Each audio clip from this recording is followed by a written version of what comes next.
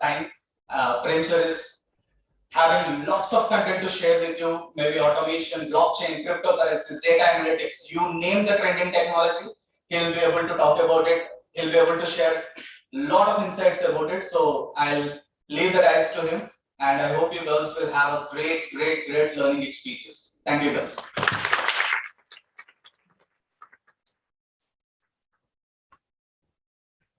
Thank you, sir, for taking your precious time and motivating us. I request Mrs. T. Anuradha ma'am, Head Department of Commerce, to give a small token of appreciation to sir and request ma'am to propose the vote of thanks.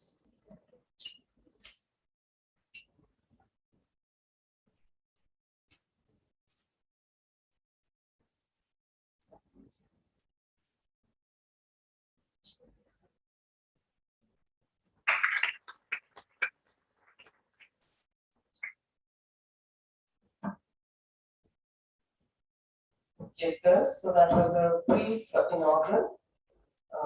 We wanted to start with a formal invoking of God's blessings and proceeding with a guest who could give us a quick insight on the purpose with learned people like both young and dynamic men around us here.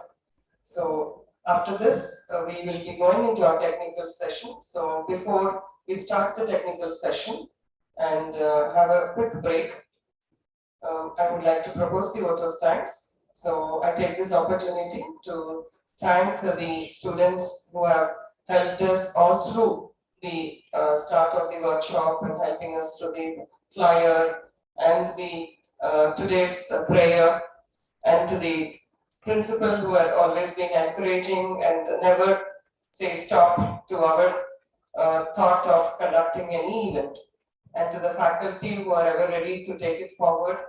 And for my immediate, they gave my immediate consent. I just messaged them, give them a call. So they're just a call away. So that's what I felt. They had made it possible with their busy schedules. They said, "You fix the date, ma'am. We will try our best to make it." And with a very short notice, we could get them here. So thank you, both of you. I'm so happy that I could get you in person here. The other time we had it online. So it was a great learning experience, and when it was the online session, there was so much that we felt we had to learn when he was talking about the RPA and the blockchain. So we wanted to take it further, and he's graciously accepted it. And thank you both once again. And also thank all the participants who are eagerly waiting to hear.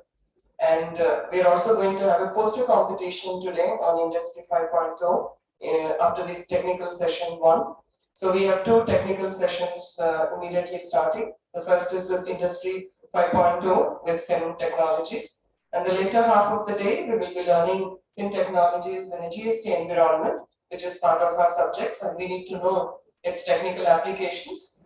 So I wanted to thank everybody who had enabled this workshop to happen, all the support staff and whoever had been assisting us all through. So thank you, girls, and God bless you.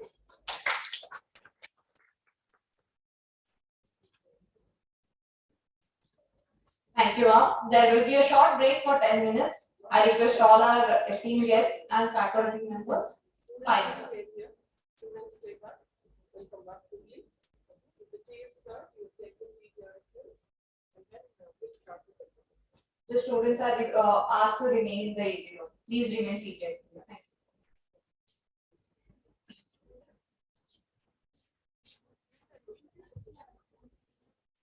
We'll come back here. Serve here.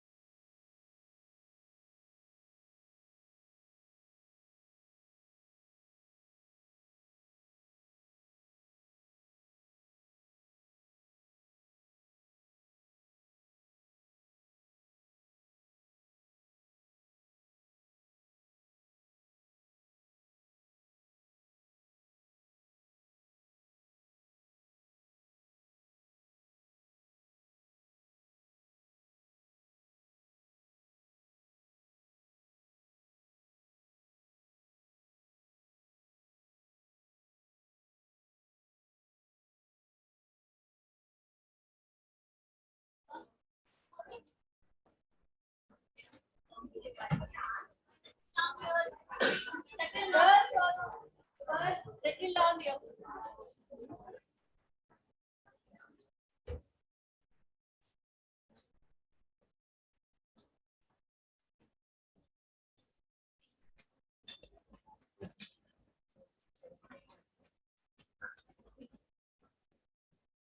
Welcome back, everyone. I now call on Mrs. Rupa Ma'am, Assistant Professor, Department of Commerce, to introduce us to our key resource person, Mr. Premchand Kasi, sir.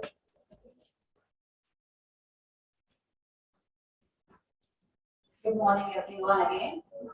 I take the privilege to introduce Mr. Premchand Kasi, our resource person for National Workshop on Industry 5.0.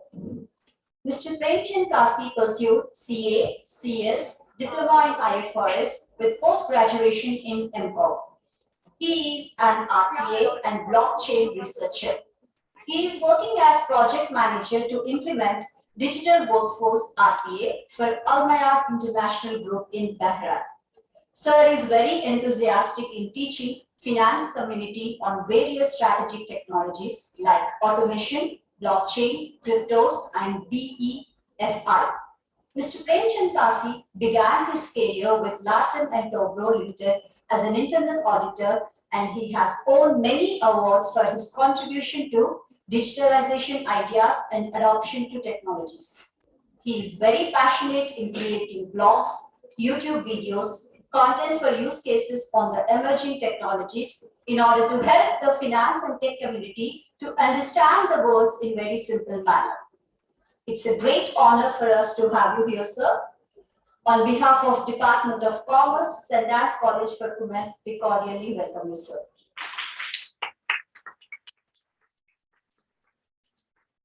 Thank you, ma'am, for introducing us to our key resource person. Now I call upon Mr. Premchand Kasi, sir, to take up the session one.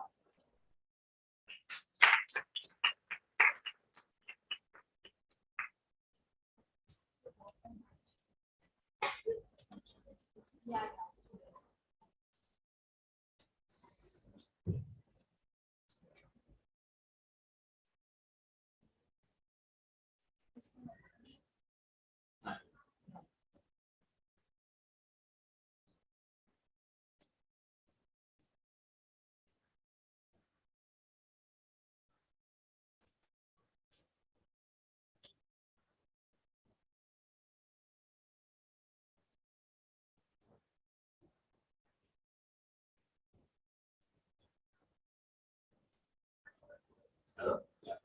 So clear, no audio? Yes, Yeah. Okay, no echoes. Okay. Thank you. Yeah, so good morning, girls. Good morning, sir. Great to have you here. So this is a special session. I was very happy to get to know from Another ma'am that we have segregated into batches, like people who are interested in data analytics, they are having a dedicated sessions on that. Like that, today we'll be having on entire technology elements. Okay, so just to keep the session easy, I'll not be talking you too much theoretically. Yeah, let's not take to that technical definitions, key terminology, all those tech jargon. Let's avoid. Yeah, that's the introduction ma'am has given about me. So I'm here to make the technology very simple and easy. Let's not talk about all tech stuff. Let's talk about the use cases only. Yeah, and just to highlight you on our professional things on how our work environment will be in future, because that's very much required, so that we can put more concentration and focus. Yeah, first let us know that. Yeah, and today if you see here, myself and Manikanta, we are not from a technical guys. We are not from a tech background, right? So we are from a finance background, just like many of you, or I would say all of you, commerce, right? So what is that motivated us to be in the tech journey?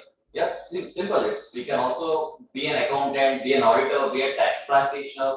Yeah, kind of traditional commerce professors. We can definitely have that. But what made us to be following a different path is the competitive advantage, the uniqueness. It's simple. There are very less people who are having exposure in a mix of commerce plus technology. Agreed? There are a lot of tech people, a lot of accountants, a lot of auditors, but what about the combination? How many people are there, maybe in your circle, in your relatives or whatever? How many people are there who are having combined knowledge of both of these. Yes, you are a commerce graduate, also you are an expert in tech, right? And you are not giving a suggestions for some other extra tech products. You are giving a suggestions, you are using your creativity in your field, in the finance field, in the audit field, in the accounts field, right? And just to let you know, guys, today we have systems in place where accounting entry will be done without an accountant. That's called no accountant. Today morning, I'm seeing in the WhatsApp a WhatsApp group has got a message that a website called no accountant. See the name itself, noaccountant.com. You can Google it. I'm not sure whether you'll be having mobiles here. Okay, so that's the area, that's the level of tech that was absorbed into this finance, and hence we do call it as fintech. Yeah. So how that works? Let me give you a glimpse so that you'll understand what is the potential it has and what is the necessity for us to be updated. Right. So the concept goes this way. I will be having a tea bill. I'll take a very realistic example. We have received a tea bill now, correct? A tea vendor has given a bill of so and so amount. So ideally, what is the process?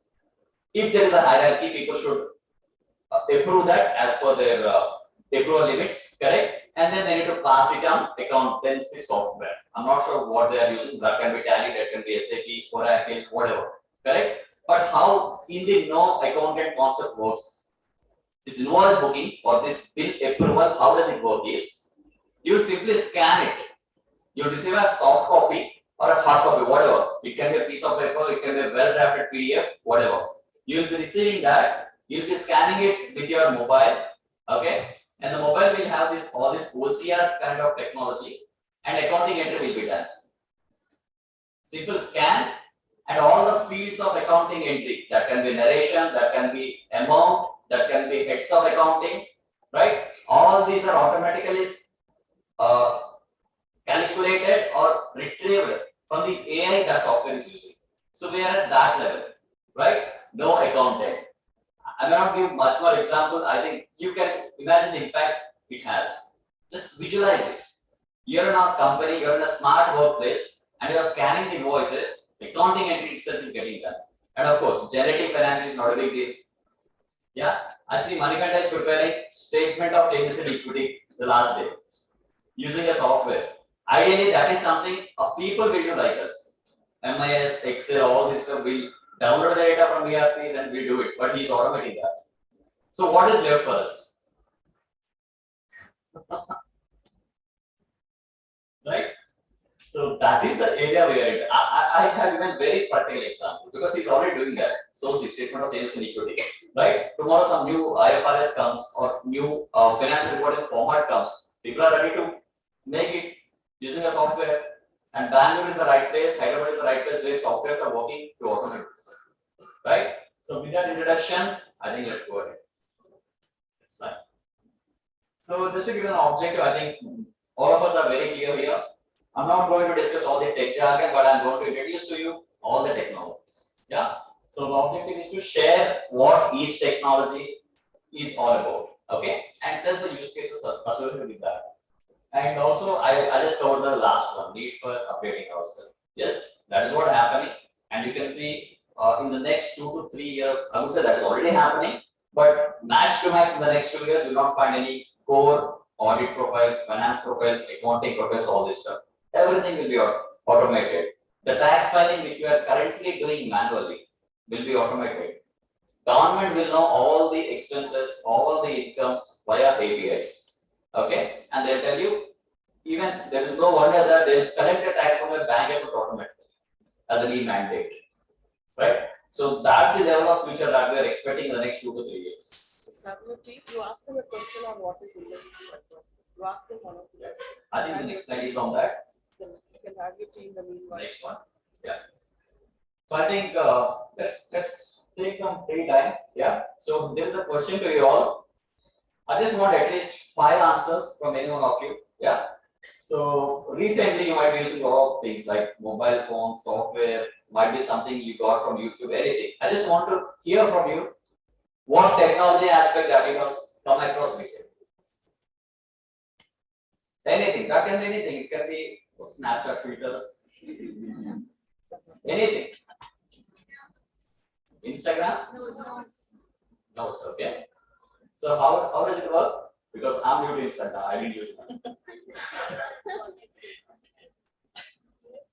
Okay, just like WhatsApp status. Similar to that, but not able to know our feeling or Okay. give an idea. Okay, I'm new to that, sorry. So great, I got the first answer. Second, perfect. WhatsApp payments. Great, I mean you can simply do, instead of using a phone pay or this one, you can directly pay via WhatsApp. Yeah, great. That's a subscription, but yes, of course, ad free, all this stuff, of course, that's a likable element from YouTube. Other than Great. social media? Great, so anything, maybe some YouTube searching you might have came across. Which one? Electronic Cryptos, great, great. Awesome, that will be covering in the blockchain part, thanks for that. Yeah. Which one? E-learning apps, great. Of course, I think thanks to COVID, everything is available for free in YouTube. Everything, bro, everything. Whatever, whether you want to do a course on RPA, blockchain, they have 30 hours courses available on YouTube. Plus, if you talk about Udemy, 420 rupees. Entire course. The SaaS models are so easy that even for a creator like us, we don't need to maintain the server, pay subscriptions at all. Even marketers are also having his own classes as well as me. So what we do, we simply upload and release to students via apps, mobile APKs, mobile apps like Unacademy, Graphy, whatsoever, Udemy, Coursera. Yeah. So that is one aspect we like. Yeah. Any more? Swiggy, what did you like? Coupons or their customized messages every day that they will be sending? Great. Just have some more. They'll be giving more answers. Great. So anything apart I'm waiting for someone to the same. There's a modification for Microsoft. It's going to change its A logo change. Okay. Okay. So how many of you have an idea on this term meta? Okay, metaverse. So in simple terms, what does it mean? Perfect. So it's a mixed reality basically where you can feel actually. Yeah, that's an enhanced technology. Yeah, we'll cover both the terminologies, MR and VR as well, right? Okay. So it's a basically a scenario where you can feel the things. Say right now I want to meet a person. Okay, maybe Mark Zuckerberg. Okay, he'll be available in Meta and he'll be giving his own appointment and time slot where we can actually be that you are sitting next to him and you can talk. So that way metaverse is designed. And now the latest update is Flipkart is also coming out with its own flippers where you can feel the products in your hands. Maybe I'm not really sure on the application, but it's in news. Yeah, you can search. Flippers is the concept, right? So I think I'm good with this slide. Okay, so let's go ahead. Right. So let's come to the topic of the day.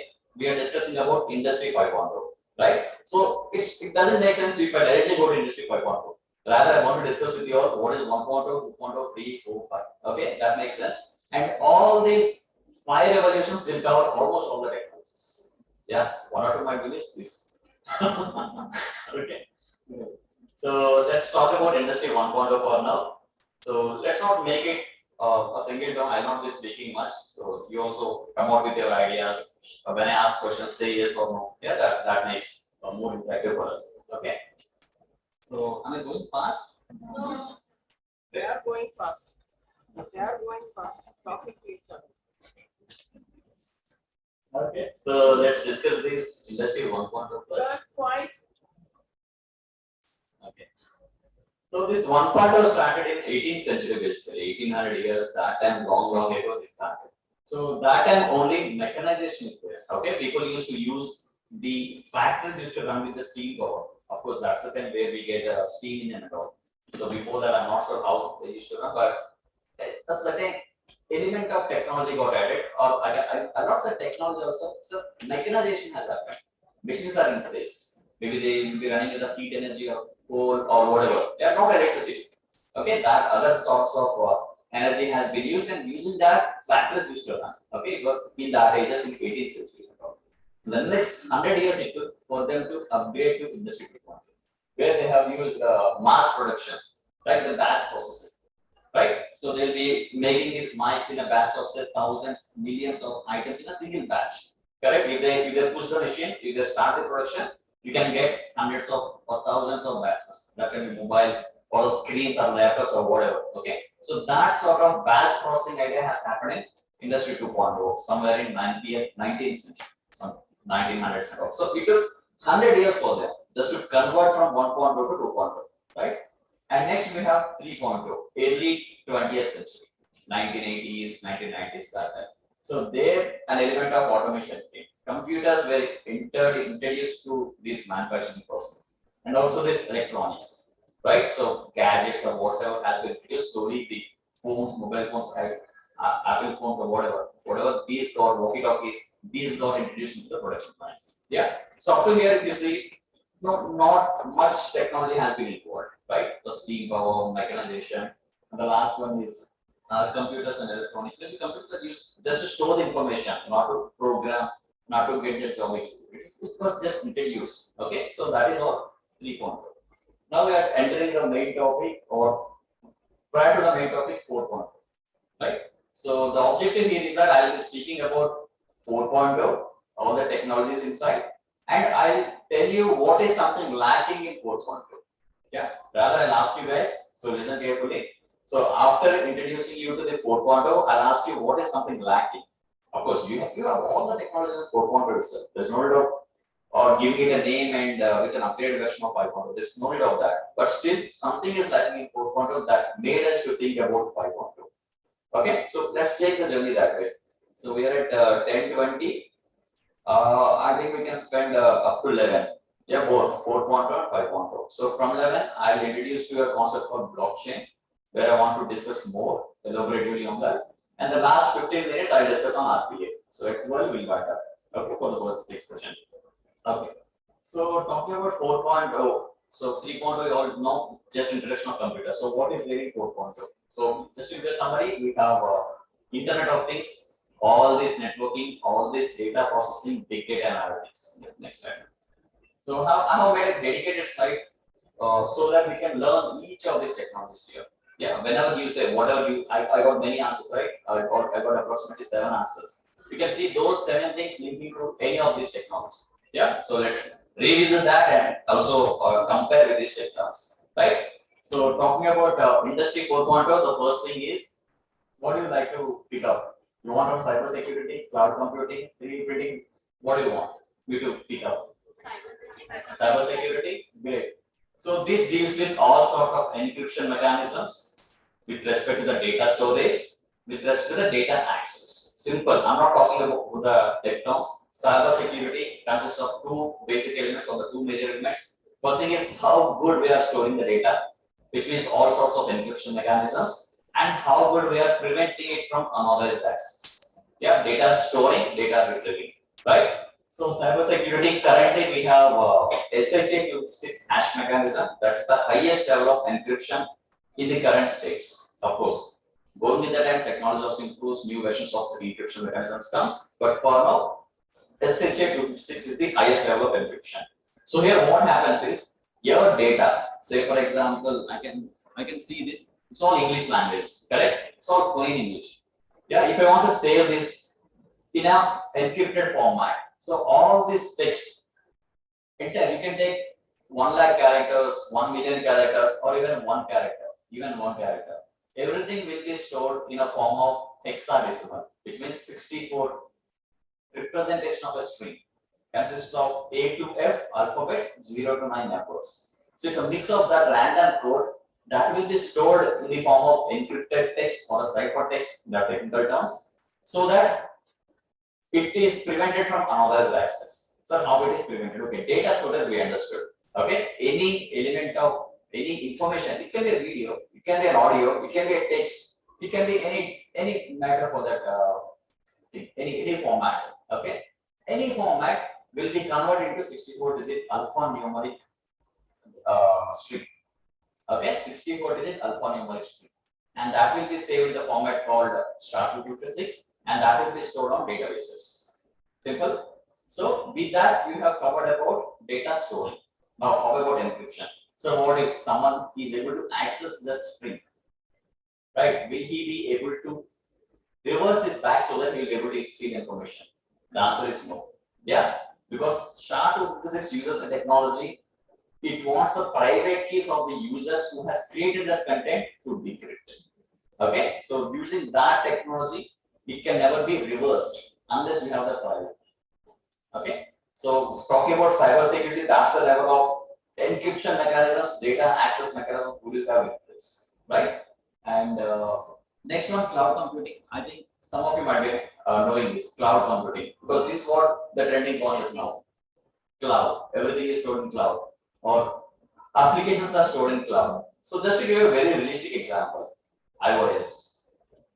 If you are not using an app, what it will do? It will be uninstalled basically from your local storage. It will be available. Once you click on it, will download. Correct? So how many of you have used that? I mean, iPhone or these sort of apps. Yeah, Snapchat it will never go because we use WhatsApp. It will never go. We use it daily. There are second apps for maybe I can say college apps.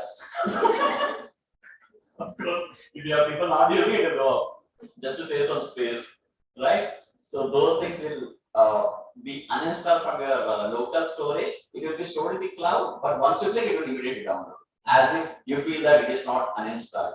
Correct? That's one of the best use case of the practical use case. Second thing, cloud. I guess the wooden is a good example of cloud. Where the files are getting stored, the video files, the course content files, it is in the cloud. It is in their database. You can access via streaming. That's the best example of cloud. And other thing I would like to tell you is this movies will be downloading torrents. Even that's also cloud, but that's an enhanced version of cloud. So what is the difference is? Either cloud computing data will be stored, or cloud storage or cloud computing whatsoever. Data will be stored in drives. That can be OneDrive, Amazon web services, whatever. That space will be saved, and you can access from your laptop or whatever. Correct? But in torrents, what is happening is data will not be stored in the cloud. Data will be stored in the next user to you who has already downloaded it, already accessed it, a copy. It's in encrypted form so that the size will be very minimal. Yeah, the compression and all happens. So instead of data getting access from the main server, which is the main cloud, it will be taking from the nearest user who has already accessed it. And that's the reason why torrents is very famous actually. Yeah, you can actually get a faster speed as well because data is not stored elsewhere in other country. Data is stored in the next Indian user next to you. Right? Does it make sense? Cloud computing means you can take it in two ways: cloud computing, cloud storage. Cloud storage, where you can accumulate all the spaces, storage spaces available, and it will be available to one place. Okay? If I have a laptop, I can rent my computer space to any cloud server so that they'll use my space, they'll store the data in my space, and they'll ping it. And people like you can have access to that particular central source. That's all about cloud storage. Cloud computing means I would have a supercomputer, but I don't have money. So what to do? I can rent the computational power, and that is what cloud computing. So I have let me give a very example again with my laptop. I have a CPU with a clock speed of 3 GHz or say 2.5 GHz or whatever, but I will not be using. What I do is hardly Prime Video plus some Excel works. So I don't need that CPU power. It's excess. It's wastage. Correct? So I can rent that. So they connect my laptop to a network so that whenever they want to process an activity, they will take the help of my computer. But computer will be with me. But this will work for certain other users. Right? So that is all about cloud computing. So clear these two concepts: cyber security, dealing with data storage, data retrieval, or data access, and cloud computing. Two ways: cloud storage, actual computing. Storage means where you can rent your free spaces, and they'll be making a very big data pool, and people can upload their own courses on a regular basis. Of course, no one uses it for free. And second, cloud computing, you can actually rent your computational power, CPU power. Yeah. So those are all about cloud computing. So what is the minimum space which has to be rented? not like a minimum space you can rent, and it depends on the service provider you are entering. There are a lot of things like Amazon Web Services, even private players are there. OneDrive, you can actually sync up with them and you can rent it. And again, they're giving a flexibility also. It's not that you need to freeze entire space. So whenever they want, they'll use it or you can use it. So that flexibility also will be there. Yeah. Just to be precise, I'll give you that plans you probably want to just explore. I'll give you that. Yeah. Like, we have to assess the authenticity of the space which we are living there, because there can be some kind of unethical kind of storage of material or content that will space into our system. We have to check what will be done. No, it will be done. I don't think, because once you are allotting a space, will not be having that access, and that's what the data security of the cybersecurity process comes. So the third thing, which is using mobile technologies, of course, anything you can do with the mobile. And just relate to my example of passing and accounting entry, or even recording, uploading some streamings, all those stuff can be done by mobile technologies. You can schedule the production lines in the big industries from mobile system. Like they'll be scheduling it on, they'll be seeing a dashboard on the mobile, and they can schedule the production plans, right? So that's the mobile technologies. Next, machine to machine. What is this? So it means that two machines will communicate automatically. Right? So imagine automobile manufacturing unit. So a machine will make the body of the car and they'll dip it on a paint and whatsoever, and then they'll be moving it to the next machine for lights attachment, seats attachment, all those stuff. So there it is called a machine to machine communication. A man is not actually scheduling, not dipping the part and giving it for another machine. It is happening automatically. And the best part is that the receiving machine is waiting till the process is completed here. So it's all happening on a handshake basis. Right? So that is all about the machine to machine. And the best use cases are not in finance, in automobiles. Right? So just imagine the applications as well. So how many of these can be into finance, can be into some other sectors called insurance, can be into banking. So let's all recollect that at the end. I do have use cases where we can see the actual applications of these technologies with a valid use cases. Okay. And what is 3D printing? Any guess? Just printing will all, of course. So what is 3D printing? We heard the scanning of the babies that do the 3D. Maybe that's the ultrasonic scan factor of stuff. That's not this. It's 3D printing. Any guess? You know, actual printing. What is 3D printing? Physical objects, like proper holding objects, not on a sheet of paper. Correct? Yeah, it's not a sheet of paper, direct product. Whatever you name it. That can be called as, I guess,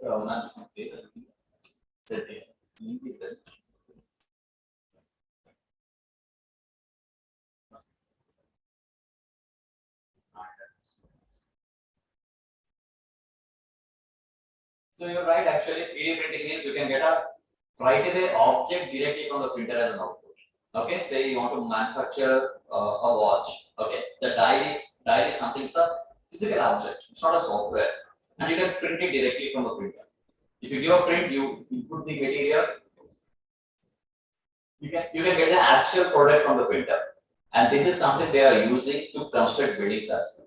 L&T has done a use case where they are creating buildings using the concept called 3D printers. Yeah. So just to give a realistic example, there is a mouse, okay, and you want to print that mouse so that it looks like exact mouse. It's not a print paper. It's an entire object in all physical and vertical dimensions, completely kind of printing.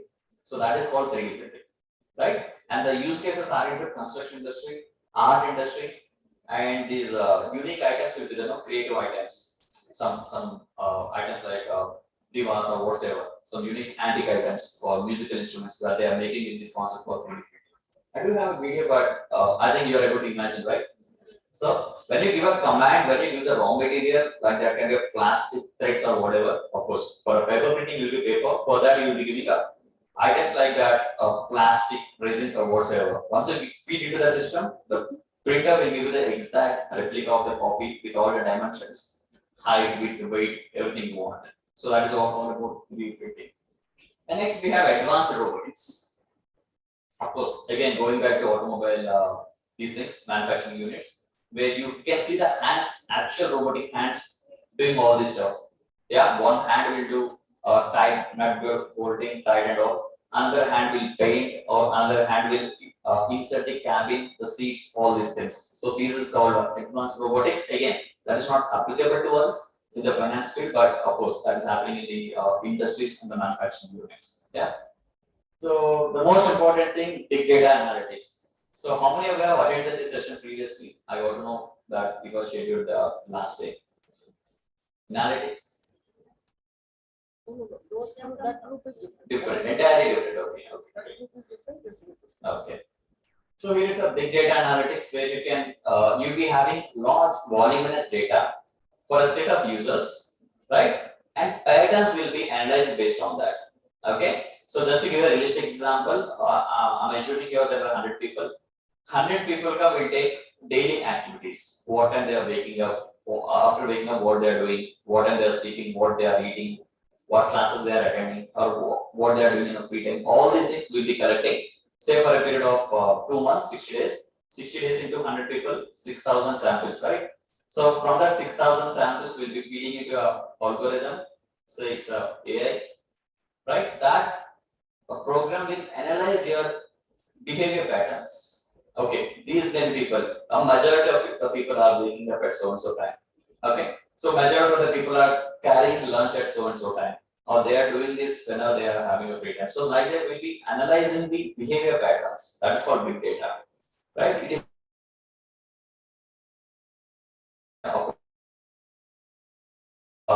in this season, these are the insurance claims from so and so reasons.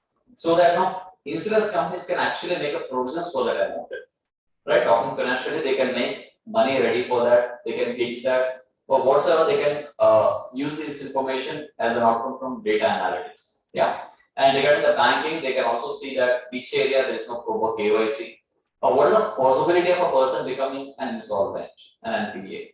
So all these things they can analyze from various customers' behavior, the repayment behavior or the business sectors they are into. Lot of diversions we can make, lot of categories we can make. Okay, out of say 1 lakh customers, how many are from business people? How many are salaried employee? In that salaried employee, how many are under 10 lakh? And what is the rate of they getting into an NPA? So all this analysis can be done from big data. This is a very an important technology that in future all the profiles will be, an impact will be there on this, right? This is the very essence knowledge that people will be expecting, that you should know something about the big data, the data analytics part. That is the basics. Okay, it's not about the programming. Programming, there are data analysts, technical people are there, they'll be doing. But what is expected from us is that in your company, you are supposed to understand what is something that you can extract from the data volume, from the sample. Okay, so you're a finance guy or you're a functional guy. You will be asked what sort of analysis you want from that data. You should know the questions, no? What is the expected outcome you need to know. Based on that, data will be there to deal with that. Yeah, so I'm trying to decipher the requirement. You are supposed to know the data analytics, the basics part, and you are supposed to know what is expected from the data, right? Say if I give you a behavior of all of your 6,000 records. So I want you to frame the questions. You start easy. Yeah, I want you to frame the questions. So come out with your creative questions and let the developers do that for you and use it for your analysis. Yeah. So that's the reason why finance guys are expected to learn about this data analysis. Again, the same thing. Companies, they will be data, trade receivables. So you have to analyze of all these trade receivables. Of all these trade receivables, how many customers from construction segment can fail? How many customers can from retail segment can fail? Of course, government customers, they never fail. They'll delay, but they'll never fail.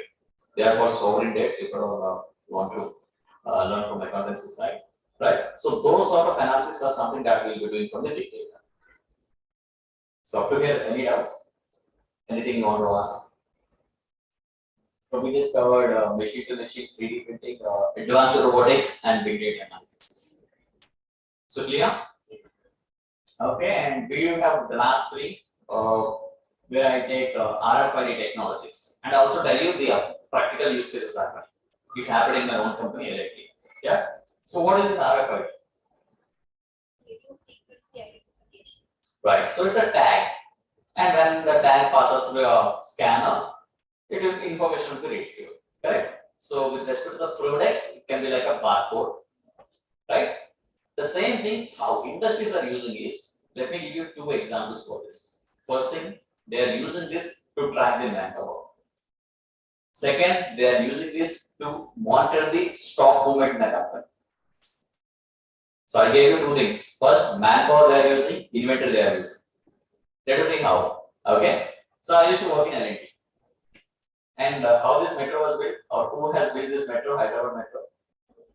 L&T. And just take an example, how many workmen have worked for this? Just a wild guess. Just take 5,000. Okay. And what is the area they have spread across? From, I'm not sure, I'm new to Hyderabad. Okay. From, okay. Okay. What is the kilometer approx? 30 to 40. Okay, let's take 40. 40 kilometers, there is a stretch of project. Okay, there is a subcontractor. He's having say 50 workmen. He wants to do some work. So here, can we maintain attendance system? Correct? 100 students only we are not able to manage. That's what I'm telling you, and I was reading. Right. So maintaining attendance system is far difficult because of the practical difficulties of a project. If it's a building, that will be constructed to the walls and people can punch and go, punch and come out. Correct? So that's the thing. But here it's never gonna happen that way because of practical difficulties. So what is that we have used is we have given the RFID tag to each user.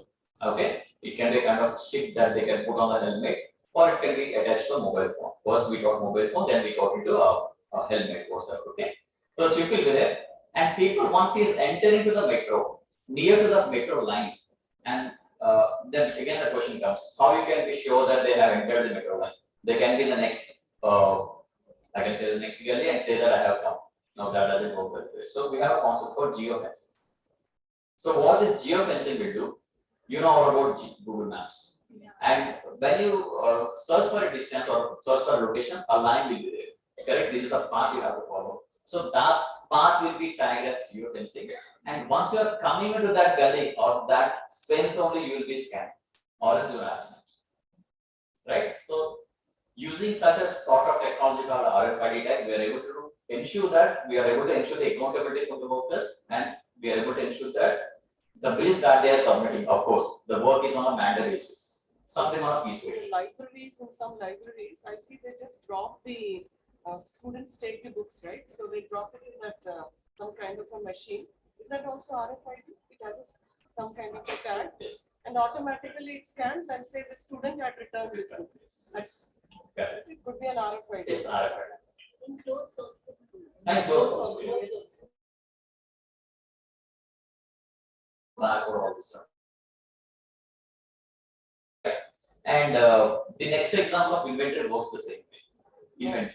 Construction, lot of inventory is required. Material cost is more in construction. It's not a service, right? If it is service, it's a manpower cost. Yeah. I'm dedicating 50 engineers to increase the rate. But for construction, it's the materials which forms 85% of the cost of the building, right?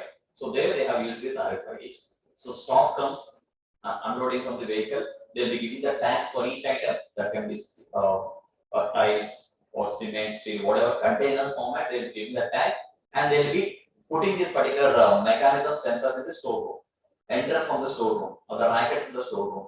So people, when they are putting something, it will be counted. When they are taking it out, it will be counted as issue, material issue. So that's how we are able to control, our industries are able to control serious concerns. Of course, if a metal is in theft, in case of L&Ts like kind of thing, it will be running into lakhs. Yeah.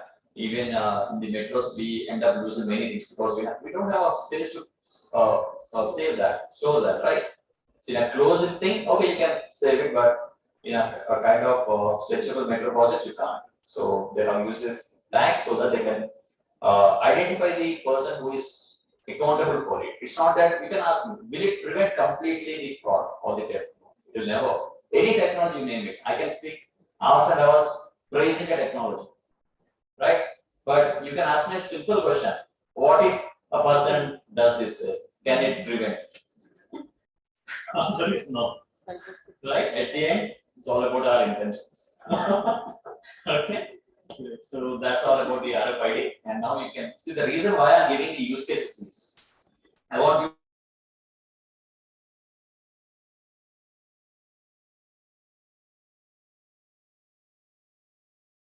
you use a kind of technology like this and start exploring. It's not that I'm not asking you to implement, just explore what are the other technologies that are required to bridge this gap. See, RFID standalone, it's making very good sense, but does it answers my problem? No. I need to use one more technology called geofencing. I need to use for that. Sir, can I modify in the database? Of course, I'm using RFID, I'm using geofencing, but who cares about database? Can I change the database despite maintaining this? Yes. And is it accurate? The answer is no. So despite you following the geotagging, despite you following the RFID, you are able to change your databases. And that doesn't give a good picture. So for that, what more technology?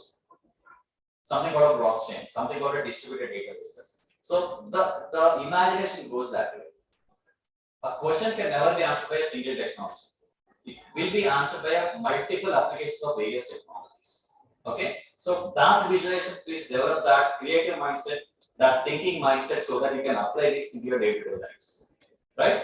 So we covered RFID with that, and next we have IoT and cognitive computing.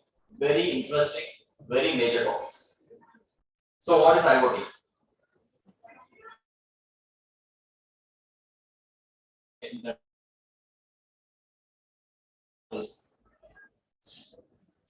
I want at least 5. Just give a wide guess, that's okay. This is also an IoT. Smartwatch is an IoT. So anything like that, I gave you a hint. Mobiles is an IoT. Yeah, one way we can take it because they're also tracking the health conditions, all this stuff, movements, all this. If it is not there, we can use that as well. Yeah, that's an IoT.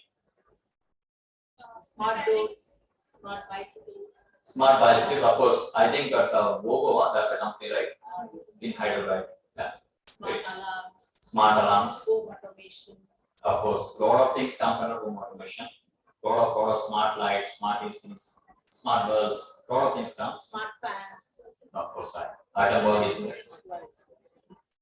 But devices which can measure pollutants in the air. Air purifier, it can be an IoT, of course. Right. So anything apart from home automation? Alexa, of course, smart assistant, right? And that's a very common IoT that we use apart from our Wi-Fi. Yeah. So anything you can imagine apart from these, I think we covered almost pretty good number of devices. Smart machines. Refrigerator. Smart refrigerator. Smart refrigerator, climate controls, automatic climate control that can be refrigerator. Okay. Anything that you are seeing in the external environment rather than in your home. Smart traffic lights. It's not 2 minutes every day, every time it will wait for 2 minutes. There's no traffic, there's no point. It should jump the green. And also the smart traffic police bots somewhere in Uttar Pradesh. A year back or 6 months back, we have seen that there is robot which is controlling the traffic instead of a police. Okay, that's an advanced IoT question. So anything, any other IoTs? Why they can be an IoT? Because it can talk to other devices.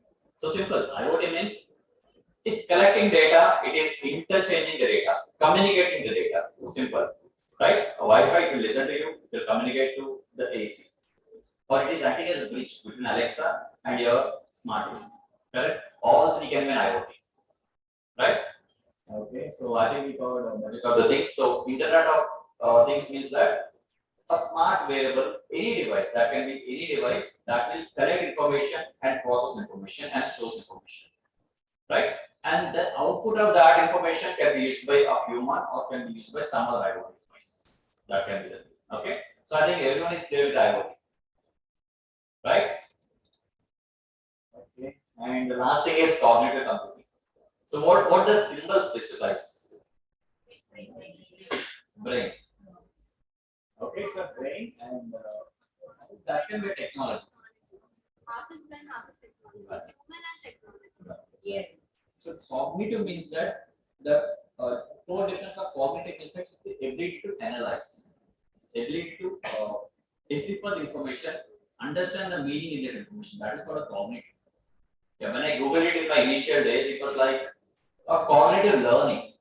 It is like sort of normal learning, like many of us will do a normal learning where we just listen to the teachers and just understand that. Not understand the meaning, just understand the terms. That's the definition or whatever. That's the normal learning. So what is cognitive means? You are understanding the intention behind it. Okay, you are hearing about a technology. When I say IoT is so and so, that is a normal learning. When you are understanding what it does, what is the purpose, how it works, that is called a cognitive learning.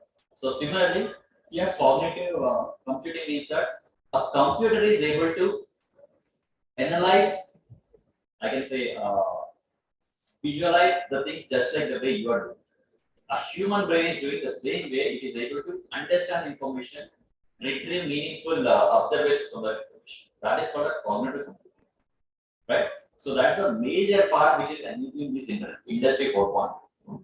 Correct? With RFID, with IoT, with this big data analytics. So all these inputs are processed under AI. So that is called a cognitive computing or the cognitive learning for the machines. And how many of you have seen these memes? Like it is saying that okay, humans are hooked, machines are learning. Humans are hooked with the mobiles or whatever, and machines are constantly learning from the external environments or information. Correct? So that is that outcome is called the cognitive learning. It's not simply learning, it is understanding the meaning. Yeah. So there is a difference. Let me give you a difference here. So if it is simply learning, which means AI, there is artificial intelligence. What it does, it just learns from the past data. Okay, it just learns from the patterns. Okay, these many people are waking up at 7 o'clock. These many people are doing it lunch at 4 o'clock. That's only learning. It doesn't have any meaning inside or any more depth inside. It's just a past data. So when we talk about cognitive computing, it is that it is understanding the pattern, the reasons behind. Okay, of this set of people, in this set of age group, these people are waking up, and the reason is so and so. It gives that analysis completely end-to-end analysis. That is called a cognitive computing. Okay, so this is the most. If you ask me, out of all these 8 to 10 technologies that are fueling this industry 4.0, this one technology is fueling almost 30% or even beyond that. Okay, that's the major part which is sponsoring or which is highlighting the industry 4.0. Okay, so after we read it out, I think we are good to go. Let's close this 4.0 discussion. I have a question, it Yeah. might be basic for you, but I need to know the difference between AI and ML and what is the application platform what is being used. Alright. Ma'am, I do have a slide.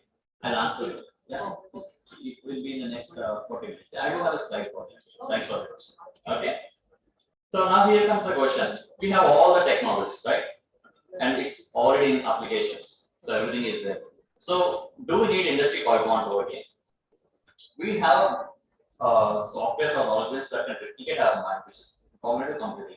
Of course, that's the highest level of technology can provide for us, correct? The topmost feature of the flexibility a tech can provide is putting like us. That's already in place in 4.0. But what is lacking? And why they want to make a version like our software versions in mobiles, they want to name it as Industry 5.0 and bring to our concept for today's discussion. Yeah, any guess? You can refer back to all these things. Something is lacking, or something is making a human feel that he's low, technology is high. Automation is also very actually. We'll cover that. We meant to say the difference between what is the gap that is filled in Right. 5.0. What is the gap we are seeing here?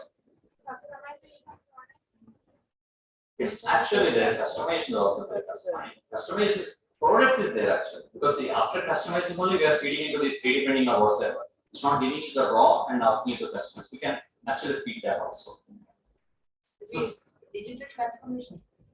no, it's already transformed due to that we are using this. Whenever you use this area of this technology, you can call it as digital transformer. So basically, what it is lacking is all these things are showcasing to a user that you are not required. Okay? So it is not working with the human.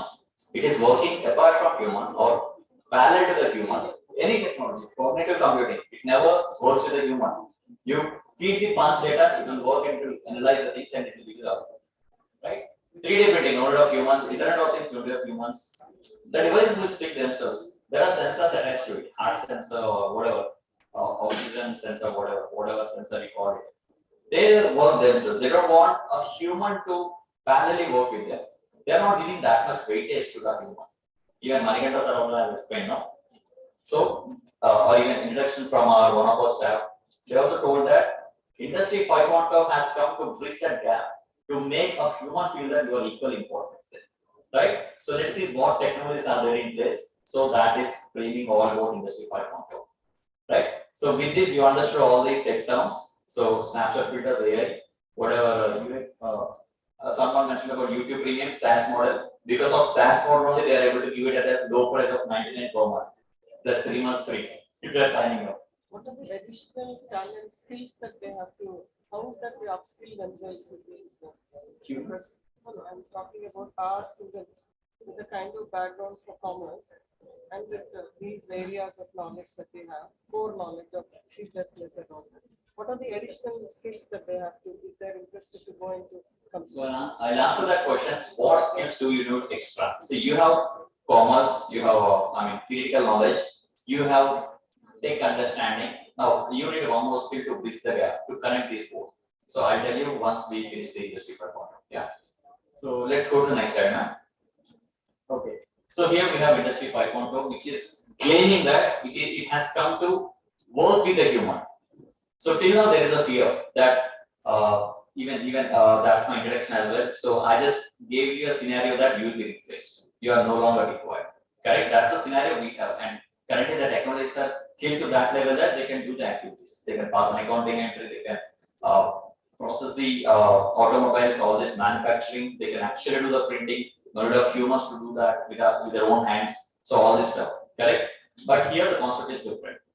Technology should bring the prosperity, not to take back the prosperity. That's the saying from, I'm not remembering it, but that's the saying. So keeping that vision in mind, we have Industry 5.0, where the technologies in Industry 5.0 will work with human, will enhance the human skills so that they work in tandem and give equal weightage to the human as well as robots. Okay. So this is our technical definition. You can Google it and go. But the essence is that Industry 5.0 is coming to upskill humans, to work with humans, not to replace humans. Okay. Okay. So here we have these key enablers that what we call in Industry 5.0, and let's fairly differentiate between 4.0 and 5.0 in this slide. Okay. So to start with, we have edge computing. Yeah. So Industry 4.0 is talking about cloud. Okay. And when I say cloud computing, it is all about storage and like computational power, CPU power. Correct. That is what these two can be put on the cloud. But here we have edge computing. What is this? So in cloud computing, what is happening? You are in Hyderabad and you are requesting for Amazon video to play. Amazon is in UK or US or whatsoever, not in India. Correct? So request has to travel from this place to that place, and you can sometimes see the latency issues, loading. Of course, sometimes can be due to Wi-Fi or problem or their problem. But in edge computing, what will happen is it will keep the server near to you, which means just like a torrent example which I already covered, data will not be stored in a single location. Rather, it will be stored in multiple locations so that your request can be sent to the nearest available server. That is called edge computing. Okay, and the same thing forms the basis of blockchain. Right? I'll cover it up. I'll give you a summary. So never assume that technology is all about single element. No. Specifically, blockchain is a combination of all technologies. Okay, it's not a one technology. I'm going to discuss that as well. Okay, so edge computing is that all the database will be stored in the nearest node to you, and you can have a quick access to that particular network of computer or a node or a server in simple terms. Okay, so that forms the enabler for Industry 5.0. The next one is artificial intelligence. Of course, ma'am has also asked a question: what is difference between AI, ML, and RPA? I'm going to tell you. So AI means it's the intelligence replicated by a machine. If we are having intelligence, that is called a human intelligence. But if the same is being replicated by a machine, it is called artificial intelligence. And how the machine is acquiring that intelligence is via ML, machine learning. The name itself speaks. AI means it's executing its intelligence. Machine learning is understanding from the data. One is input, one is output. Okay. So here we have intelligent automations, which means that machines will be able to understand the patterns automatically. Yeah, RPA means simple execution. So let me summarize all these things: RPA, AI, and ML. RPA means I'll program a code to execute an activity, to pass an accounting entry. Okay, just take an example. So RPA will just execute that whatever program. It will not think. It will just execute. Okay. AI, it will try to understand the meanings of that particular activity. Why I need to pass? Why I need to select that particular accounting head? If it is T, I need to select miscellaneous. If it is asset, I need to select a capital ledger of fixed assets. So that sort of elements, that sort of decision capabilities will be taken if it is having AI. If it is not having AI, if it is only RPA, we need to define what head to pick in the code. Got it? A small difference. If it is able to do by itself on what account to pick up, how much to calculate, what NPA percentage can be an outcome, all this coming under AI. If I am feeding it as an input, I am giving the input of percentage, and then it is calculating the amount and passing accordingly. That is RPA. So one it is thinking and doing, one it is only doing. RPA is only doer. AI is thinker. And how it is thinking? It is due to machine learning. How machine learning is happening? It is from big data. See, I want to understand a pattern. I want you to understand a pattern. And it will be a big data. If I give you 1 day data, what analysis you will make? I have to do a very big data of say 100 days of a person. Or if it is 60 people, even 30 days is fine because 1800 it was or 18,000 or whatever. Yeah. So that way one technology forms input for other technology. Now we got the picture: RPA, AI, ML for that big data. Yeah. So that is all about. That is one key enabler for 5.0. You can ask Mr. It is also there in 4.0. So what is so special? But here it is intelligent automation. There is only automation, but here it is happening from the meaningful insights. Hence the term called intelligent RPA. So just to give an example for intelligent RPA. Okay, let me give a accounting example. We have an SAP, right? Accounting package. Yeah. Once the project is over, we are supposed to raise a purchase order. Correct? So purchase order is automated in Industry 4.0 in that scenario, which means that if you want to raise a PO for an item, it is automated flow. It will go to hierarchy for approval, getting emails will be sent to vendors. Vendor will be accepting and you will be collecting quotations. You will be releasing the PO. That's an automated flow basically.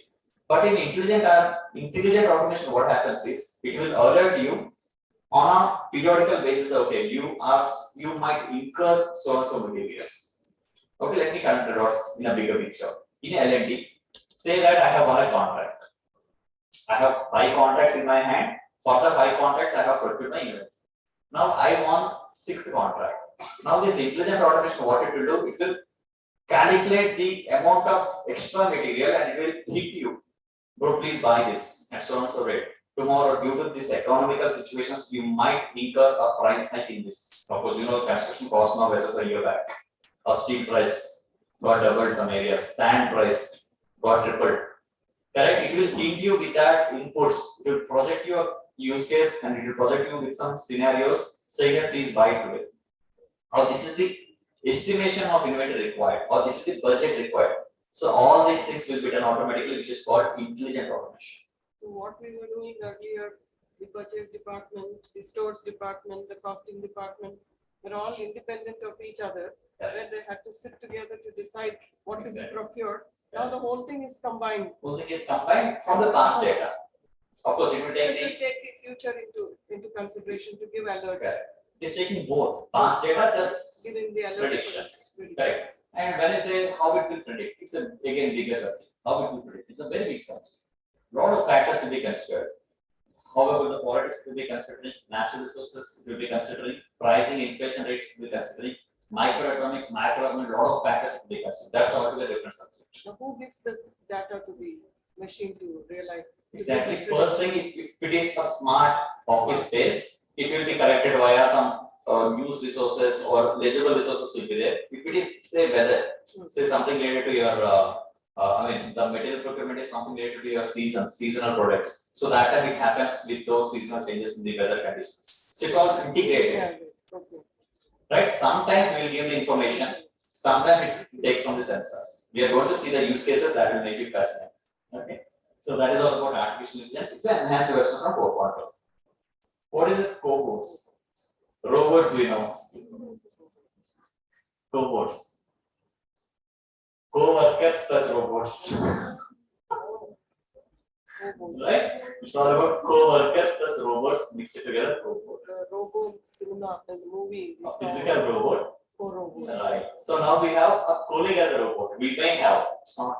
If I say now, it may be exaggeration, but yeah, this is the concept. Cobots. Maybe possible. Maybe. Yeah. Because we do have in silos the robots working in 4.0. Now they want to work with us. They want to work with humans. With us, with humans, parallel.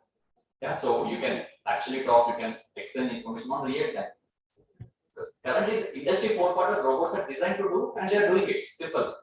They are not interrupted with the manual actions. You program, they work. But now they want to work with you in tandem using their own intelligence plus your intelligence. So no need of, no extensive or no strict coding. It's not flexible coding. Yeah, if then conditions will not be freeze. So let's freeze. If this, do that. That's what a robot programming, right? A robot walks means it should stop means you give a command. If you say an object, please stop. If then. A lot of lakhs and lakhs of commands for if then. That makes a robot to work. Simple. Now there will be a flexibility in if thens. You decide what to do. I'll not program. I'll not program, reset it. See, earlier days, even the same happens with you. Earlier days, when you hear about a problem, you would go for suggestions. Now you solve yourselves. You don't ask for suggestion all the time. Informed decisions. Right? That's what happening in 5.0, which is called a kind of enhanced version of robots, which is called cobots. You can find this in the workplaces. You can see a robot actually extending their views on a financial project. And what is that? NAV. All these calculations, payback period, all these calculations, you can see a board discussion with you. A board doing all this analysis and saying it to you, taking your views and modifying the inputs and getting output again. So all these things you can see in picture. Right? So that is called cobots, and of course 6G and beyond. Currently we are recently a week that we are experiencing 5G. And I got to know that, I mean, it's not official, I just got to know the speed was about 600 Gbps. Currently it was 50 max, I guess. 50 to 75 is the max. Correct? 600 Gbps is the speed in 5G itself. I'm not really sure again. Currently that depends on the handset to handset because handsets have not yet reached that particular update. 5G update they haven't released. So it was about to happen. Yeah. And next we have digital twins. One more amazing concept, digital twins. So what it is? Digital twin. So twin we know, it's an exact replica. Yeah, digital twin means replica in kind of software. Right? So what is the use of this? Okay, I think we have a very good use case. I'll cover it right away. Okay, so what is digital twin? Okay, so twin we all understood. In a digital format, a twin will be created by a software. And sir, what is the use of it? What is the use if you do that? Okay, let's take a realistic example to understand this. I'm going to give a use case of a wind turbine. Okay, you actually have a wind turbine machinery, a physical equipment in place. Now you want to understand at what speed you can get what output of energy. You want to do that simulations, right? Yeah, if a wind flow is at this level, machine rotated so and so speed, and this is the outcome of power, right? And you want to get these calculations with varied inputs, varied wind speeds as an input, correct? Now, instead of doing it at physical, replicate that into a software and provide the speed of a wind, again in a software mode. Got it? Artificially, you are creating that environment by taking the physical elements of the actual item, and you are using that to simulate and get the output. Right? So, I mean, seems to be very hypothetical, but it's like a digital twin. Or just to reiterate again, yeah, again, I'll continue the same example, please try to understand. There is a wind machinery, wind turbine, a physical equipment. It is being taking input from wind as a need to generate energy. Correct? This is all a natural environment. Okay? But you want to do a research on that wind turbine and say that okay, at this speed of wind, at this season, at this temperature, it is giving you this much power. Correct? You want to analyze that. You want to do a sample for 1 year because if you want to pass through all the 4 seasons, you have to wait. Physically, you have to wait till the time passes, till the time reaches 1 year. Seeing the actual environmental ranges, we need to wait so that we can get an output for 365 days. Now, what is happening? I don't want to wait. I want to replicate that into a software, right? A soft copy of that wind image. I want to program and give an input in the software only, right? See, in the external environment, I'm making the wind to flow, but here I give the command in the software and see how that windmill is reacting in all forms of software only. It's not a physical product involved here. So that's called a digital twin. Again, this is a very, very tender topic, very new topic, which is at the launch, but this is what enabling 5.0. Yeah. So simple, just to keep the things too simple. Imagine a physical object is made into a soft copy. All the inputs are given in the form of soft inputs, not actual inputs, and you are collecting the output via simulations. Okay, that is called a digital twin. Yeah, so it means that you are artificially creating a soft copies of all this and you are analyzing the outcomes. And believe me, research and development can happen in a days if this is possible in the relevant industries or the sectors, maybe health sector, whatever. If a person wants to do a research on heart, he can actually copy that into a kind of soft copy and he can give all the pressures, tensions in the form of inputs and see how it is reacting with the sensors. Got it? So with the sensors, he will be artificially creating pressure points, temperature changes, climatic changes, and see how many years a heart can live, how much I can say the heartbeat per minute, all these variations you can think of, right? So that is called a digital twin. So next go into the blockchain. Of course, I have a dedicated slides in the next slide. The dedicated page in the next slide. And how many of you have been with me in the blockchain session? What's a new batch?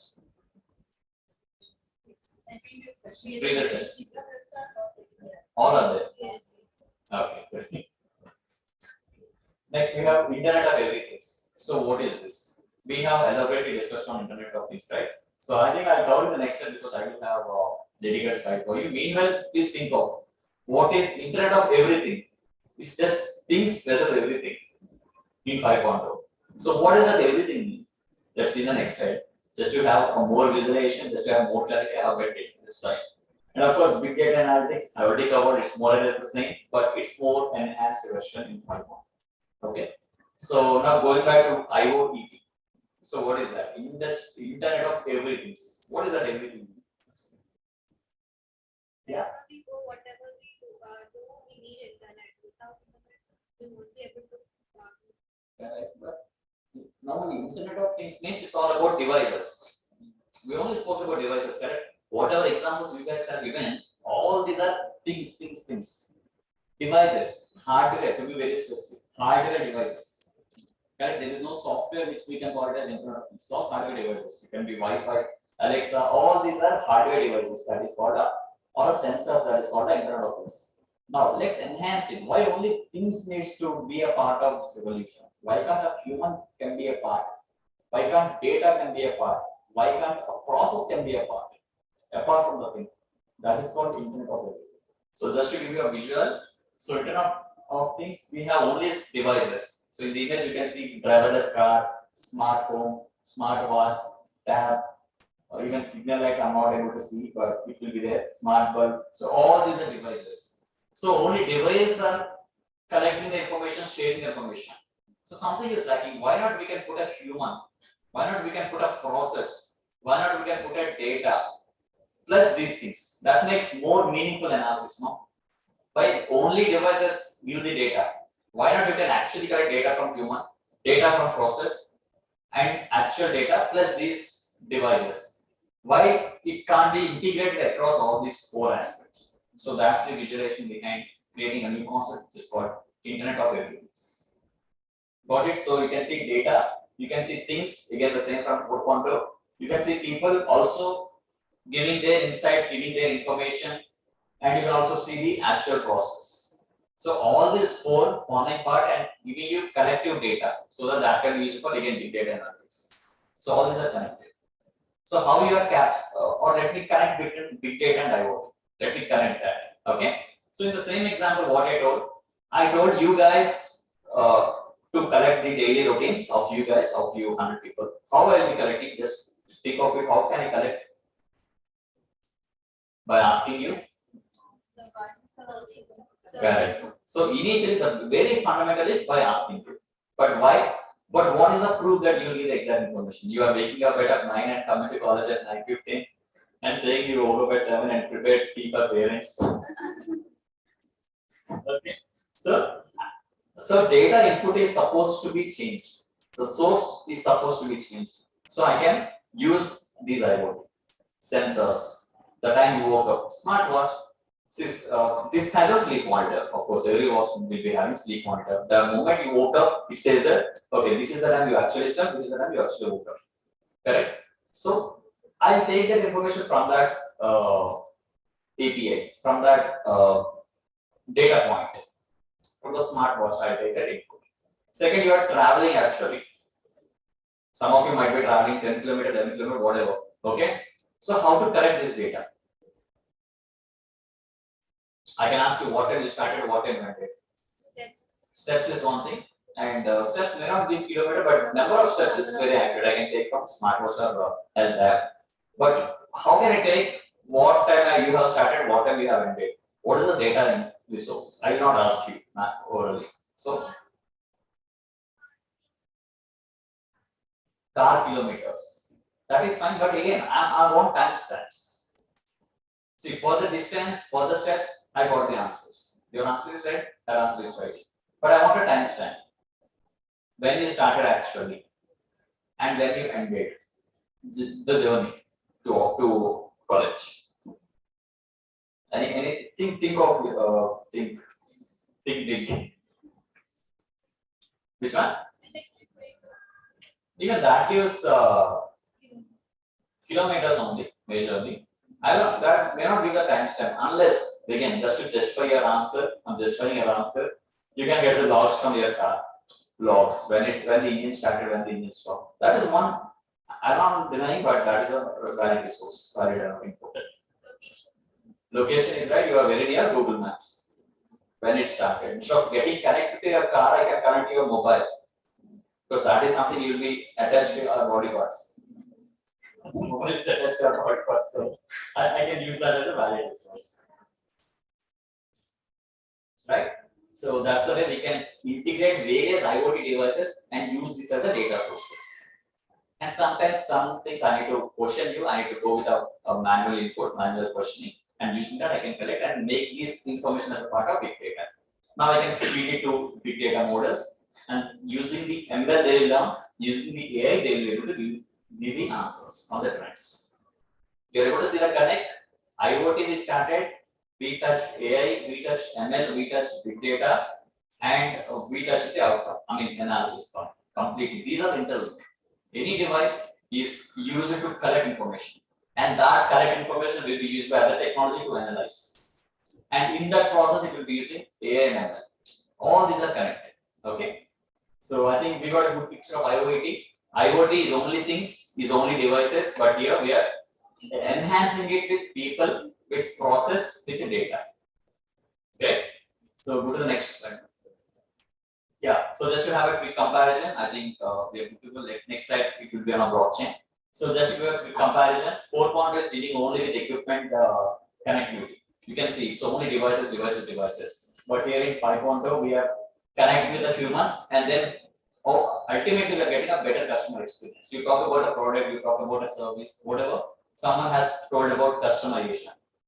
Yeah, just to enhance a bit, it's a customer experience overall. Not only the product customization, not only the automation of whatsoever. Ultimately, any technology has come to increase only this one aspect called customer experience, right? So that is being possible in Industry 5.2. More customer satisfaction or more customer experience. And when you say customer experience, you can also link mixed reality. Someone has previously told me VR. right? So here is a concept called MR, mixed reality, where you can actually see in 3D and you can actually feel it. In 4.0, you can only see it. Yeah, in a big picture, using the VR lens, you can actually see it. But in 5.0, it's meta. It's no longer VR, it's meta, it's MR, right? And just to tell you, a very practical use case, L&T is using this MR, where a customer comes with a new concept that I want a house of so and so dimensions, so and so. This place I want a bed, this place I want a door. Using that MR, they actually feel it without even touching. You can actually enter inside a building, you can open the door, close the door, switch on the lights, whatever, sit, anything you can feel. And one more very good example from manufacturing automobiles. Without you buying a car, you can actually wear the lens and you can actually feel that you are sitting inside a lens. And you can actually feel all these options, all these things. Virtual reality comes. Virtual reality is only you can't feel, you can see. Yeah, if you put that VR lens now, you can actually see a big picture. Okay, a big 70 mm screen you can actually see. If it is, you can even 360 degree also you can see, but you can't feel it. But this is something you can actually feel. The experience, it's a concept of experience rather than a concept. Yeah, more on experience. And next we have a smart supply chain versus distributed supply chain. So smart supply chain is cloud computing, where data is at one place and you can access supply chain in the sense don't relate to normal supply chain. Think of any access as a supply chain. You're accessing a video, that's a supply chain. You're accessing a good, again, that is also coming under supply chain. So in 4.0, you have a smart one, which is a cloud, but here you are having a distributed and more responsive, which is edge computing and torrents example I gave. It's more responsive, right? It's because it's not at a single place. It is at a various places, and your request will be going to the nearest place. So that is all about smart and responsive and distributed.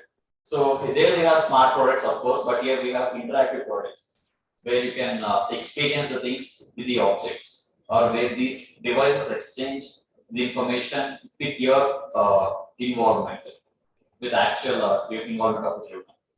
And then, of course, the last point is very, very, very important. Industry 4.0 has ensured that people are no longer required, but 5.0, they're calling the human back and asking them to work with them. And the main reason here I want to highlight, so what is the purpose of this on-site workforce or how it will enhance is that they don't want a normal people to work. Normal people's, their jobs are in danger. Of course, with the advancement of technology. Leave about automation, all these things. A simple process automation can make a person not so relevant, not so required. But here, what it is making it as an advantage is that you should be skilled so that you can work along with the robot or your robot. So that's the reason why it is demanding on-site workforce, where it wants you people to be next to these robots and all. But provided you have to be skilled. So if you are skilled, it is creating more opportunities in industry 5.0. Whereas in industry 4.0 does view that though you are skilled, your skill is not required. But here it's going to change. Okay. So I think we have still 45 minutes left. Yeah, if I take 10 more minutes, 45 minutes left, so I'll be covering both blockchain and RPA. Yeah, I think blockchain I need not put more time because you people have already been into my session. So just to reiterate, just to recollect the fundamentals, we'll go through these slides. So just before that, I want you to hear from you guys. What is blockchain in a simple terms? Or even one word is also fine. Which cannot be solved, right? Which cannot be tempered is the main word. Yeah. Which can never be changed, altered. Solved in the sense, from a hacker language, it is right. He can't solve, he can't decrypt the data. So anything, any general answers? I just want to test your understanding because you already read my session. So what it is for you a blockchain? Perfect. That's a good answer. It's not easy to hack because of the encryption technologies that it is using. Clear. So I want 3 more answers. Cannot hack. You cannot change. Great. 2 answers are done.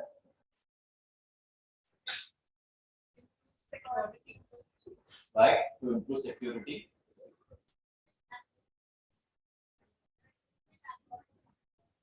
Encrypted algorithm, you need to say yes, of course. It works on the type of program as in text terms, it's an algorithm.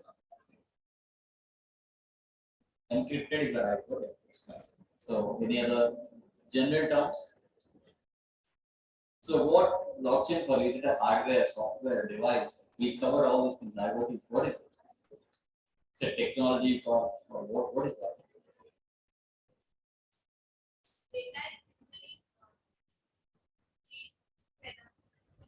Can you repeat please? Connected. Great, okay. Correct. Data is connected to each other in the form of blocks. Decentralized network, very good term, technical term, like decentralized. I'm sorry, this peer-to-peer network. Perfect. Right, peer-to-peer network. And if you see this, we got many answers, no peer-to-peer, distributed, decentralized, and someone told about not hackable. So I don't call it as a single technology. It's a mix of all these technologies, correct? Data security we covered in cyber security elements. Encryption we covered. Someone is telling decentralized or peer-to-peer, which we already covered in edge computing, right? Edge connectivity, right? So all these things are coming together and making a term called blockchain. So whenever people tell you that blockchain is a single technology, the answer is no. Blockchain is not even a technology, never a technology. Blockchain is a mixture of all these tech concepts. Some call it as P2P, some call it as decentralized database, distributed database. Yeah, cannot be hacked. So blockchain alone is not giving. It is a mixture of application of various technologies. Regarding security, it is SHA mechanisms, hash mechanisms, which we covered 64-digit. Regarding database structure, it is distributed. Regarding access, it is decentralized. So each individual technology connected together and forming a concept called blockchain. And of course, data is connected to each other. So all these things are individual ideas connected together and forming a part of blockchain, right? So go to the next slide, man. Yeah, so let's discuss why blockchain, what is blockchain, smart contracts and NFTs. Last time I didn't discuss much, but I'm going to give a use case now. I'm going to talk very bit about blockchain, but smart contracts I'm going to elaborate. Yeah, types of blockchains, use cases, please. Next slide. Okay, so blockchain, according to me, is a database. It's not a technology, it's not something scanning, it's not a device, it's not a hardware, it's not software. It's a database. When you say database, it's a place where you will be saving the records. Right? So currently there is no proof that your records are not tampered. Right? Whatever you take, bank databases, you take Swiggy, Domino's, or whatever Air India, whatever database you take, that is prone to hack. Even the Facebook, Instagram, recently there is a trend. Your accounts are being hacked, and the crypto posts are being done. Two of my friends got a victim, and one guy got it reversed by doing security mechanisms like a facial video, all these things from all angles, and he's able to get it. But the others, they are not able to do it. So why this is happening? Instagram is not a small company. WhatsApp is not a small company. Facebook is never a small company. Domino's, Air is never a small companies. All these are big players. They can put some crores and crores on data infection, and they are actually doing it. It's not that they are not doing. But why it is still hackable? Why it is still modifiable by the hackers? And they are demanding, of course, ransom, and they are releasing it sometimes. But sometimes your data will be stolen on a dark web. So dark web is a place where all the legal activities will be done without identity of the person. If you guys don't know this dark web, right? So why these are all happening? Is it wrong with the company, or is it wrong with the encryption mechanism they are using, or what is wrong? These big players are not able to solve it, and it's not a problem of a country; it's a problem of entire economy. Facebook is not from India; it's from US, but still, such a developed country, such a big players are also unable to control this. So where is the issue? So just to tell you, the issue is with the architecture of these technologies. It's not the issue with the company. It's not the issue with any big player, any big country or whatever. It's the issue with the technology itself. And just to fix out that particular loophole, blockchain has come into existence. And when you say blockchain, it's not a single technology. It's a combination of all technologies. Simple. You have some power, maybe you can take to some history, and you can see some. Maybe how many of you have seen the Power Rangers? See, each guy has a specific power. Some has a power in water, some has a power in land, some has a power in whatever, fire, whatever. So all they'll be mixing it up, right? And And what is that they will be training? I'm not getting that name. They'll mix up everything and they'll be showing it out a big entity, big zodiac or whatever. All their instruments, all those people will be joining together and fighting it as a More huh? power. For more power, right? So they'll be uniting and making it as a More I'm powerful. not getting that name. Okay. He's studying that time. Preparing for exams. They'll be making it up as a single human, no? I'm not getting a technical name, but yeah, you understood the concept, right? So all these things coming together and addressing the issue, combined they are addressing the issue. So that is what the blockchain.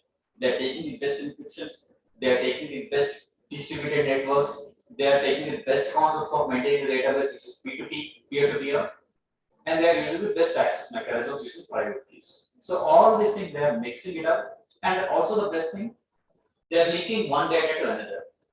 So that once each data is linked, you can't modify single record as a standalone. It's a concept of gold chain. If you are tampering it a bit and you want the subsequent chains also, the linkages also will be broken. There's a concept like if you are breaking a chain, entire blocks will be detached. What if such a scenario existing? You will not be successful in doing that. Though you do, you'll be caught. Assume it's the once you unblock a block, everything will be open, everything will be dismantled. Assume that a scenario. In that case, you will never be doing it. Though you are doing, you will be caught. You will not be successful. So even that concept also they added with this tech concept. See, there are two elements. First thing is idea. Idea is the chain concept. Technologies you have distributed peer-to-peer, beacon, all these things. So they mixed up everything and made a technology called a blockchain. So using that, you will not be in a position to tamper the records, you will not be able to access it for wrong reasons, you will not be able to modify, and you will be able to quickly deliver the resources using distributed networks. Right? So all these are the benefits of blockchain program. So be with me in the next session, next session 2. I'm going to tell you a use case which is happening in colleges. In Telangana, it happened in UP also. I'm going to tell you that with a blockchain, exactly with students and their certifications. I'm going to discuss that. Okay. So just to replicate or just to revise, database, blockchain is a database which is transparent. Anyone can view the information, which is secure and which is immutable. Only three things. It's a database first thing, no one can see that, no one can hack that, and no one can tamper that. Yeah, let's go to the next slide. Yeah, so this is the summary. So what are the features? It cannot be corrupted, it's decentralized, it has more security, it enables faster settlement and brings the trust. So how it is bringing faster settlements? Yeah, so just to tell you, blockchain is a universal ledger. The other name for the blockchain is it is a universal copy. Means anyone from any place can be a party to that. Right? So currently, let's take the banks as an example. SBI is having its own database. HDFC is having its own database. And in between, there is a bank account, RBI, or say custodian bank, which transfers funds from one bank to another. Correct? All these are intermediaries. And each intermediary is using their own databases. Correct? So due to that reason, it is taking more time. Because data has to go from one database to another database for validation. Once their validation is done, the command should come to another DB, another intermediary. But here there are no intermediaries. It is only a single ledger across the world, across the universe. So due to that reason, we have a benefit called faster settlements. And remember, this is something we are going to see when your companies are using blockchains. Highly they will be using for payment settlements only. That's the first use case of blockchains being used for. Whatever you call it, or healthcare, entertainment industry, whatever, those are subsequent only. Mainly blockchain came to solve the movement of funds, faster settlements. Yeah, and from across the country, even till today, though we are in industry 4.0 and the reaching 5.0, till today there are scenarios where you are spending 3 days, waiting 3 days for getting your foreign currency in settlement. Yeah, especially with South African countries, South African and something like that. You are supposed to wait. It will reach a lot of conversations in a lot of currencies, right? So if it is done, it's okay. It's a direct mapping. What if there is no direct code? It has to move across a lot of multiple pairs currency pairs, and then only it will get settled across numerous banks. So, but if it is a blockchain, it's a universal ledger. You pay in any currency, or if you want to pay to any bank or any customer across the globe, you can pay in minutes. Yeah, that is what blockchain is being used. And there's a I'm not getting a project name, I'll tell you by the end of the session. It's a project from Microsoft. Using that, they are only dedicated to using for fund transfers across the globe. Yeah, using the blockchain and cost of cryptos. Okay, so let's go to the next one. Next slide. So at the end of this, in the subsequent session 2, I'm going to discuss exclusively on the use cases, practical use cases, education, GST, all these things as discussed, and how it is going to change with blockchain itself. Okay. Yeah, I think let's skip this slide. This is all about the types of blockchains. Simple, public and private you can consider for now. Don't think of hybrid and federated. So public means anyone can be a party. Private means only restricted people can be a parties. Yeah, if your college is implementing blockchain, ma'am will be the head. She will be able to enter information or modify some information whatsoever. That depends on the rights, user access rights. So that time is a private blockchain. Of course, you can view that. You can't be a party. You can only, you are a user. You can view your certifications marks and all on the blockchain, that's all private. But what if you can also be an admin for that? That's a public. Okay, anyone can be a admin to that network. Because it's a decentralized, no single owner. Though I'm calling it an admin, you are not an admin. There are lakhs of people who are already admins, right? So that is for the public and the private blockchains. And in industries, everything will be used by using these private blockchains. Citizen services, they'll be using the public blockchains. Because anyone can be should be a part, and the network has to be alive for n number of times. So that's the reason admins will be entertained to join.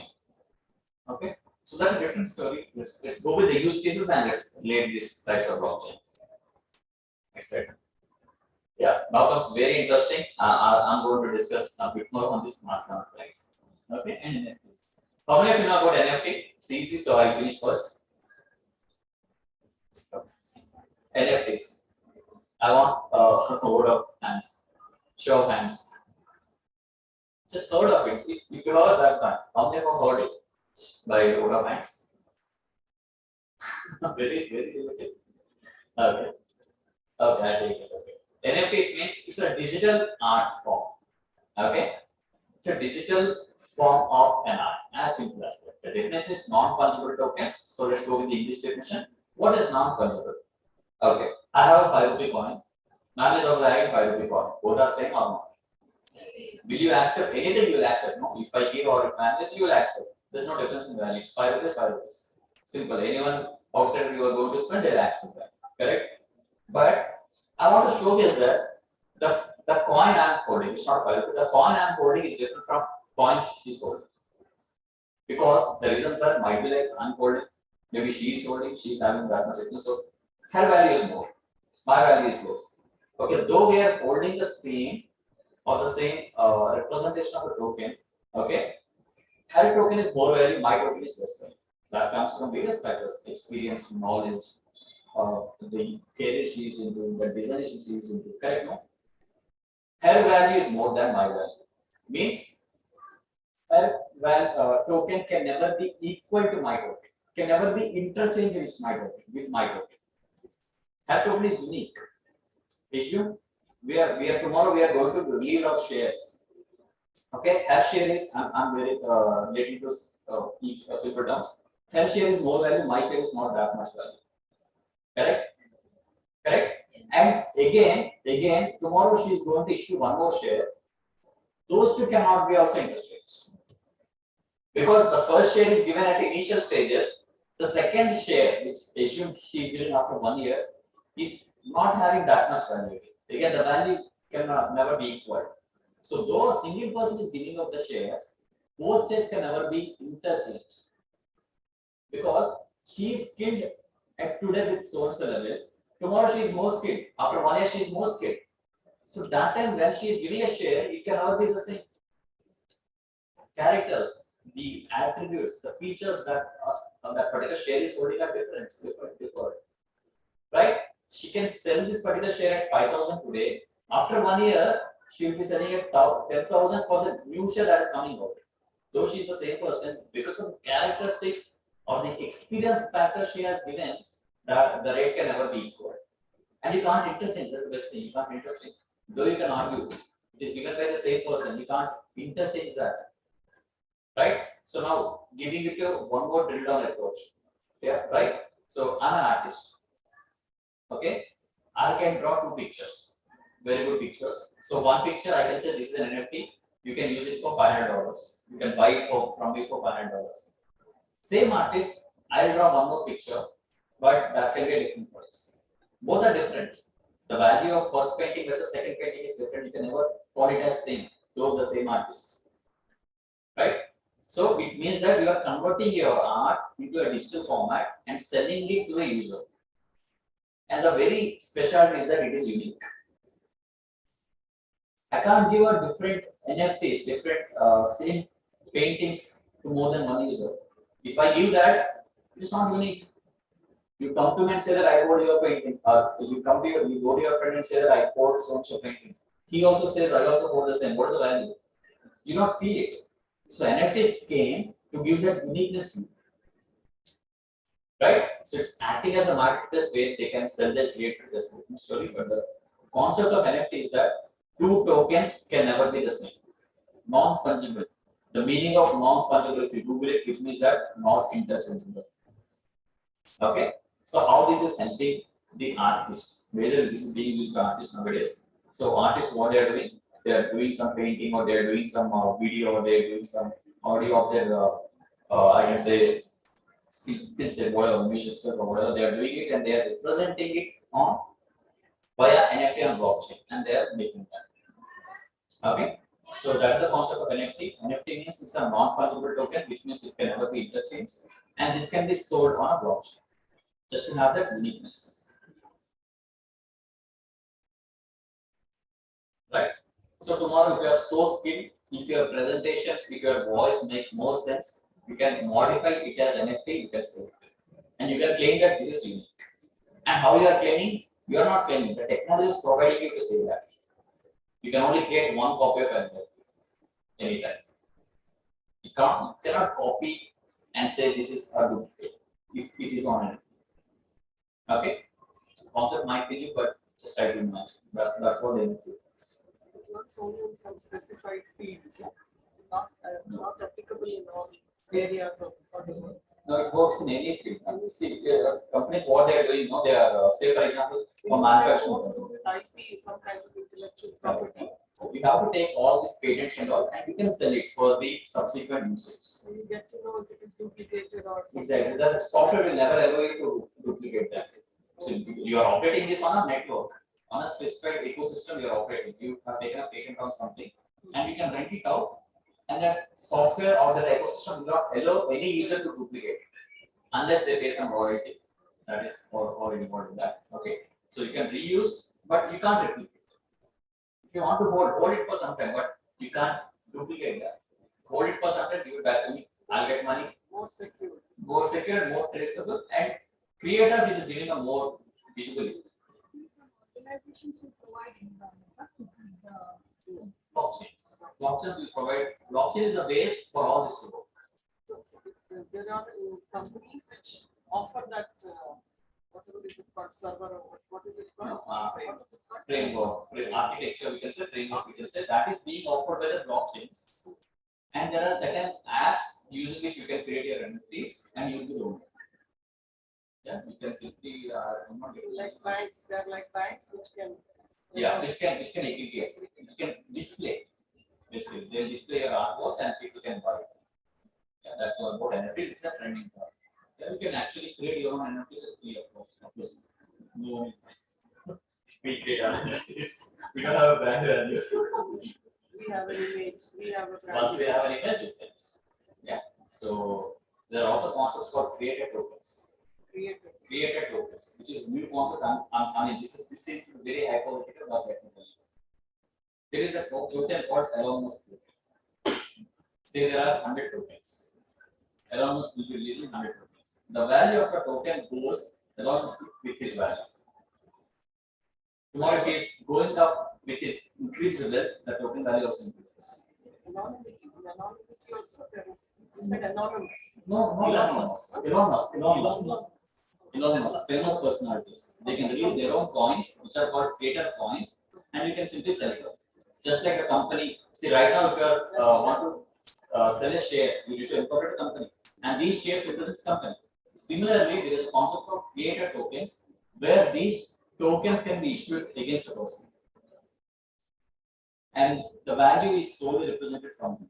Tomorrow, if something happens and he is gone to poor, your tokens will be gone. If he is super rich, your tokens will be rich. So, what is the underlying technology or the underlying thing? It's a person. Yeah. So those things are also there, which are called data tokens. So for till now we covered NFT and data tokens. Now let's see smart contracts. This is one more very interesting thing to imagine. So how a normal contract works? Normal contract, how it works? Maybe you can say it as a contract where I agree to come here and speak. It all happens via phone call. There are certain contracts which they will be writing an agreement. Of course, correct? No, they will be writing an agreement and they will be writing the arbitrage clause, all those stuff. What if something goes wrong? What if a party denies? So all those legal stuff, all this police courts, all this stuff will be discussed elaborately in this market, in the contracts. Yeah. So further, we want some intermediaries. Of course, you and me cannot sign on a paper and say it's valid. No, you have to go for a stamping. You have to do that, and that's what a normal contract works. Correct? So what is smart contract? Smart contracts means it's a code, it's a software where you can program all these terms and conditions of a contract and that contract gets executed without your involvement. So no need of codes, no need of stamping, no need of anything. Everything can be coded into your software and things will be done based on the software execution. So we didn't understand anything because I also didn't explain it. Okay, I'll explain now. Okay, so let's get back to normal scenarios, right? Say I'll take my L&T example. Last and the example. A workman, a subcontractor has come to L&T and say that I'll execute so and so work set in 30 days. I'll build that metro pillar and you pay me after 30th day. And what's the rate? Okay, I'll bring some 10 members. 10 members into minimum daily wage, 550 rupees per month, per day, sorry, per day. Okay, at the end of the 30th day, what's the process? The engineer should sign that particular work as completed. Of course, physical inspection will be there. Once they say that, okay, this guy has done the work, finance team will pay the payment, process the bill and pay. This is what the ideal normal agreements takes place. So here, what is the agreement? Sale agreement or purchase agreement. Work order in our language, correct? Work order is considered as an agreement, correct? And if any issues, say for example, some terms and conditions gone back, something has wrong has happened. So what is the issue? What is the action?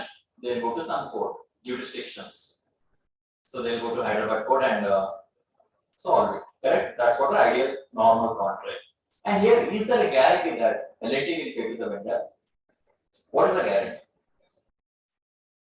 I'm not talking about technology, current aspects. What is the guarantee? Okay, you two people entered into an agreement.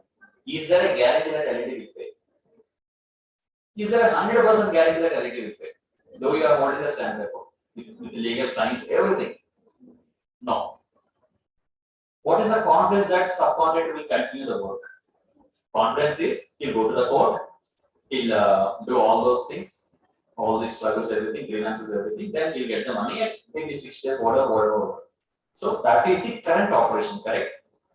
Current model works that way only. Correct? No such enhancements at all. You have to rely on the paperwork, do the work, believe the other person do the work, and once on the day of 30th month, if he pays, take it. If it doesn't pay, go to a court and quarrel. Correct? But what if I say there is a concept of smart contract where you can code all these payment terms in this software and you can get that code executed so that at the day 30 of a month, you'll get paid into your bank account automatically. No, these things, these quarrels, difference of opinions, nothing. It's all coded, it's all launched. Smart contract will work on itself on the 30th day. If the condition of completion of work is met, you will be paid. And no one can stop this once the code is published. Simple, bro. I'll make it very simple. How many are using credit cards?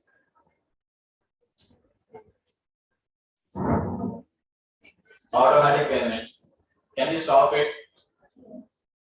You buy something from Amazon. Can you stop it after? Okay, you receive the product, you consume it. Can you stop that 6-month EMI? That's called smart contract. What if such a feature is embedded into daily activities of an organization like vendor payments, work completions, all this stuff? It makes more sense, no? People will be assured here. See, if you are buying an EMI, the merchant will never be concerned about your financial situation. Bro, you die, I'll get your payment. From the date, you will be billed automatically. Same way, why not? There's an thinking that why not can we automate this for regular activities? Why only for banking? Why only for credit card payments? Why not can we put this technology for an agreement between two people as a smart contract? So how it works in L&T scenario is that subcontractor and L&T will write a smart contract. There is no paperwork, no nothing. They'll hire a coder. They'll write a smart contract. Smart contract says that subcontractor of so and so bank account will work for so and so days. This is the rate. If work completion is agreed by so and so project manager from L&T, on this day, automatically certain amount should be paid to subcontract from L&T. This is the code. Code. It's a program. No terms, no conditions, no nothing. It's a program. What if we didn't pay? That will not happen in the software. Software will execute. Just like your credit card payment, you don't have control over it for a EMI. Even there are no such classes here. So it should get executed automatically. No one can stop it. Assume there is a scenario, because it's not in practice in India, but I'm just giving an example. Okay. Assume there is a scenario where people from subcontractor, people from L&T are agreeing to these terms and conditions. They are launching this code on a blockchain. So the code starts on 1st October. The code will collect data from IoT devices on work completion.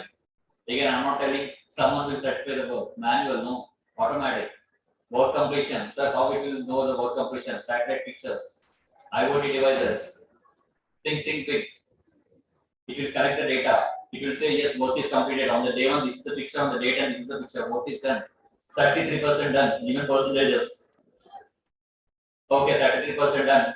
Next month, 30th day, 33% of payment will be paid from L&T bank account to subcontractor. Got the picture?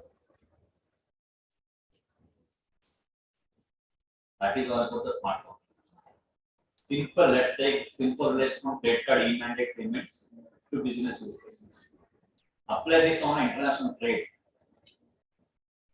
Lot of elements are there in international trade, shipping bill, processing, all this, getting a loan, trade finance, bankers, agreement from, sender banker, receiving banker, agreeing on terms and conditions, letter of credit, all this stuff.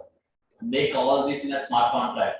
Everything happens in a matter of minutes once these activities are done. Data capturing by IoT devices, payment by automatic smart contracts. So no issues per se, no mails, follow-ups, calling and asking for payment, going to court, nothing. Automated smart city. Right? So these are all happening. Not here, of course, but these are all happening. These are in the sandboxes, these are in the testing phases. That is all about the smart contract. Even just to enhance, sir, I don't want a smart contract, even I have to wait for 30 days. Is there a solution for that? Of course, the current example I spoke that one, you have to wait on 30th day, 30th day only you will be paid. Sir, is there a technology which will ensure that I'll get a payment for each second? I don't want to wait till the 30th day. Who knows? What if he dies? What if the bank or wants something? Banks are those whatever. Chances are there. Let's talk about the 0.01%. How to want it? Okay. So chances are there. So is there a feature where I can get paid in a recurring way? Or let me exaggerate more, bro. Work is only for 1 hour. I'm here to talk only for 1 hour. I don't want to wait. I don't want to trust for the next 1 hour. I want to get my payment when I speak. Means every minute pay me. When I'm speaking, pay me for every minute. Say for example, 1 hour, you guys agree to pay me 1,000 rupees. By 60, how much? I'm 18 minutes. Whatever. So 60 rupees, whatever. For every minute I want to see in my bank account 60 rupees getting credited. If this is happening, do I need to trust you? Do I need to wait for 60 minutes? Or do I need to expect the payments after? No. Recurring, it goes on. Trigger a smart contract. Trigger a smart contract at 11:00, 11:01, 60 rupees, 7 to 60 rupees, 60 rupees. If I want to leave now, I can leave, and you not have a regret that I paid full amount. I don't have a regret that I lost the balance amount.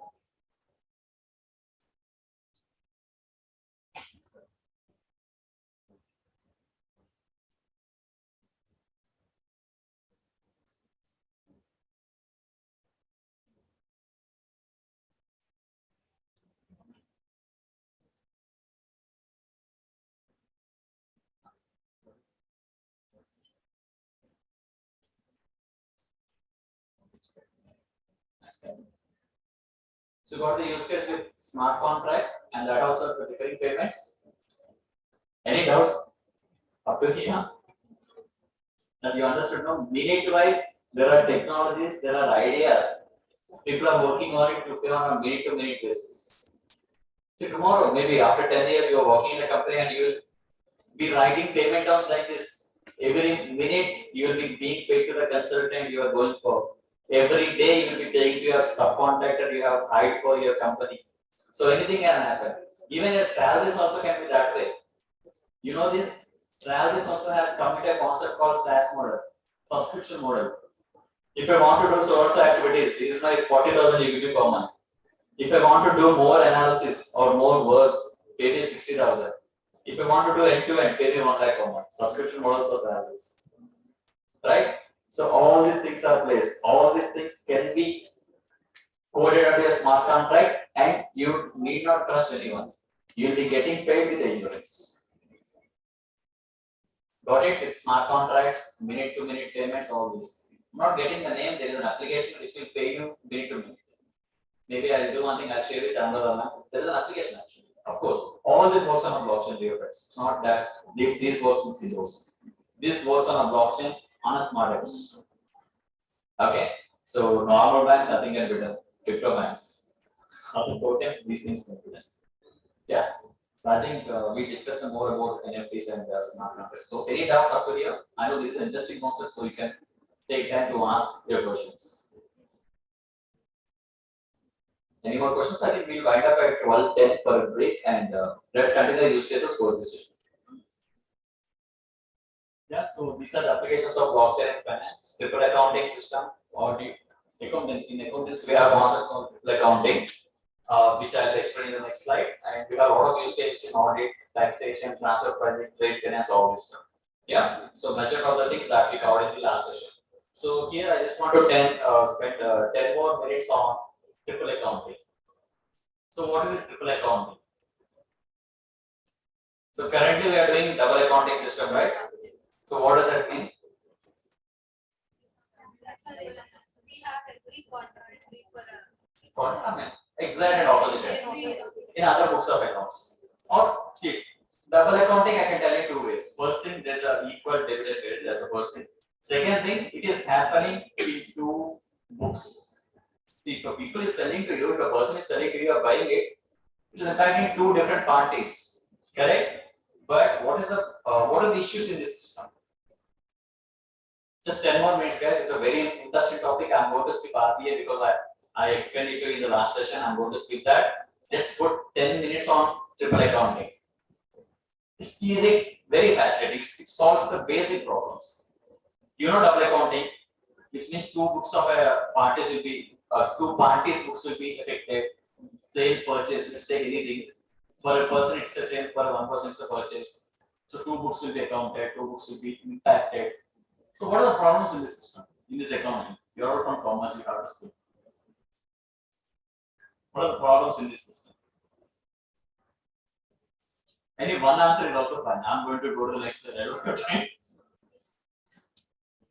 Are we good with this? Check this. So with the double accounting system, these are the problems. What are the errors and frauds? If you and me want to do some fake transactions, we can do. And the best possible case, let's take. You and me are entering for a sale transaction. I have recorded it right. You have recorded it wrong. You want to increase your expenses. You write your purchase for 10x times or 2x times. What is the proof? How can you rectify that? You call me and ask, or your orders will call me and ask, sir, in my books it is 10 lakh. Is the same amount in your my books? Of course, that happens. Third party confirmation that happens. But is it for all vendors, all transactions? No, it happens on a sample basis. What if that day they didn't call me? Luckily, my sample was not picked up by your auditors, and you didn't call. Your auditors didn't call me for confirmation. And best case, your auditors did. I didn't reply. Happens, no? So errors and fraud can happen in the system because these two databases are not talking. My ERP is not talking to your ERP. Standalone. So you write your accounting entries, I write my accounting entry values. Gone. Okay. Next, no audit logs. The connectivity is not there. There's no audit logs at all. What do you audit? You can call me, but again, that's up to sampling basis. Your auditors will not call, and there's no proof that actual transaction happened for so and so audit. No audit unless you visit to my ERP, unless you catch me red-handed, and not. Even if we both are interested, we'll tell that okay, sir, it's 10 lakh. For me, revenue is less. For them, purchase is more. Both are beneficial to both of us. Right? So there is no audit laws. Next, lack of transparency. Transparency means visibility. Unless you visit my premises and get a ERP access, you can't see my financials. Correct? There's no transparency. Centralized control and access. Of course, due to that reason only we are paying like this. Because I'm the owner of my ERP, I can do whatever I want. Similarly, you are the owner of your ERP. Correct? So clear all these 4 points. Agreeing with me or not? In a double accounting entry, current accounting system, these are the issues. Address, audit logs, transparency not there, centralized. Authenticity. No one can say that okay, this is true. Unless you audit, even auditors also will not be able to find it. So there's no authenticity of the information that I'm showcasing on MCA portals and whatsoever. Right? And of course, of all this, we lost this trust. Correct? So with all these limitations in a double accounting system, we lost trust. Whenever we see a financials of big players, it's not required that we should trust that information. People, company A, company B, plus their auditors, plus B auditors can club together and do something. So there is no trust. Right? So to solve all this, we want something in our own accountancy. Correct? And currently we are introduced to all these tech terms, blockchain, RPA, or AI, all these things. Now let's try to implement that. Okay? So let's try to implement that in the concept of accountancy. So here we have triple account. Now what did it do? Why it is so special? Or what is the uniqueness it is going to bring in double accounting? So listen to me very carefully. Triple accounting means one copy in bio books, accounting copy, accounting entry copy. Another accounting copy in bio books, that is happening already. Third accounting entry copy in blockchain. How do you know the features of blockchain? No one can change that. So what if your accounting entries are synced up to the blockchain, their accounting entries are synced up to the blockchain, and no one can change that? It's a proof. It's an audit proof. And in the extreme scenario, let's talk about extreme scenario, extremely automated. I'll first propose a sale in my ERP that will be published to the blockchain, common blockchain that we both agreed. From that blockchain, your accounting entry will be passed in bio books. Company A, company B, blockchain, triangle. Records are there in double accounting. These two are not talking. Not triple accounting, we have implemented one more lecture. So these three are talking. Now, instead of these three, I'm changing the direction. First, raise a sale, go to blockchain. Blockchains are come to this ERP automatically. So, can you change this information now? Which means these two ERPs are talking this way, not this way. Double accounting this way. Even they are not talking, but now triangle. And blockchain is preserving that information for n number of years, and no one can change that. Correct? So that's the way triple accounting system is the new very new concept that's coming in the accounting system that is going to bring all the features that we discussed as integrations. Auditability, traceability, authenticity, accountability, everything it is going to bring back to us.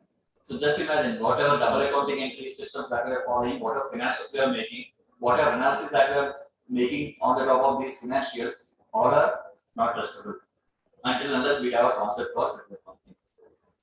Got it? So that's the reason I just want you guys to spend 10 more minutes with me. I mean, it's done.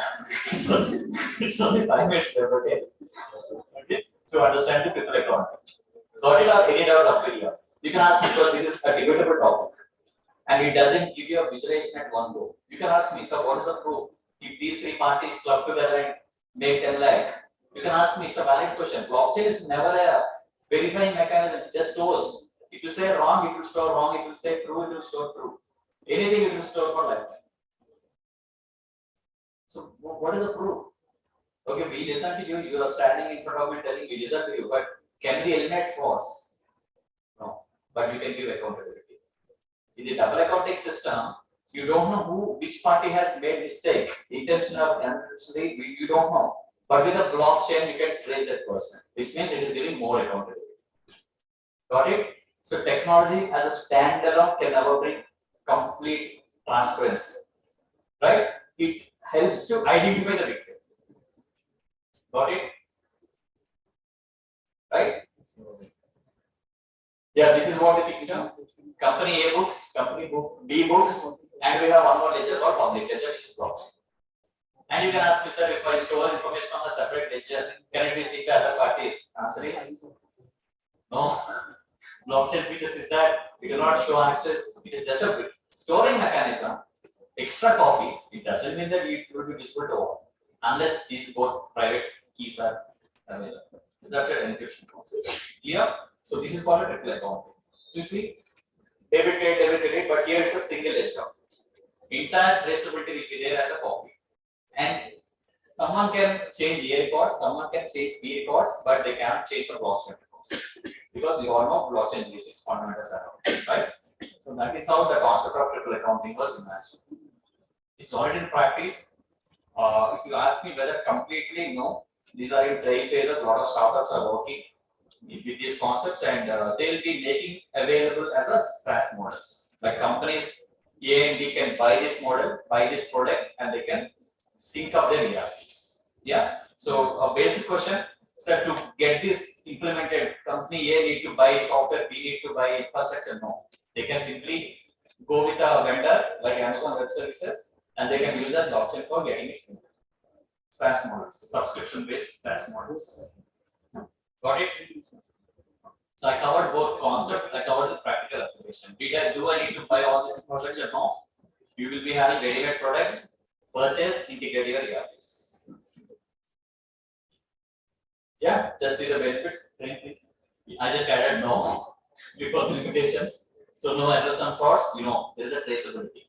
Even though there is an error, you will be caught. Yeah. Audit logs is there because the timestamps in blockchain when it entered record entry, record storing timestamps will be there. You can never deny that, and there is audit log. Transparency is there. Transparency in the sense that just now you told no one can see how come transparency.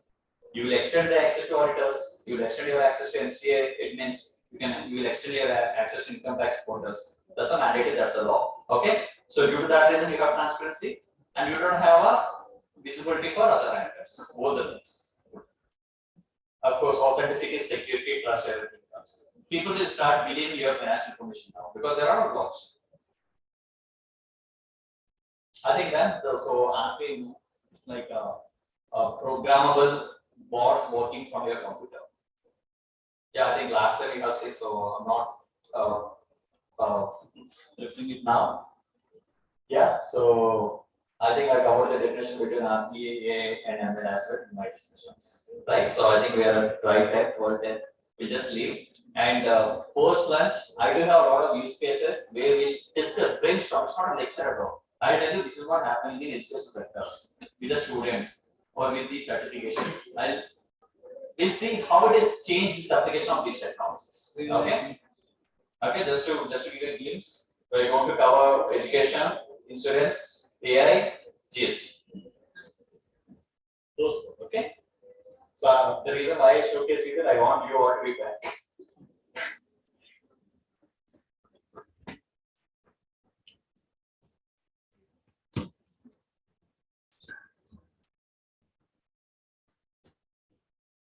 Lot of brainstorming has been done for you, and of course, sir has been quite interactive. So much of technology invaded into our lives. So now I need to know how many of you have used this concepts to present in your poster competition. So poster competition, we thought we'll finish it now. In the meanwhile, snacks will be passed on.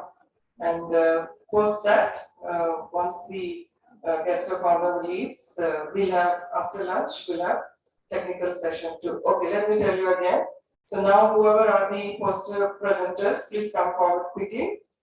I do not know how much of material is posted in the net. I don't know whether it can be opened here. So I asked you to carry your hard copy.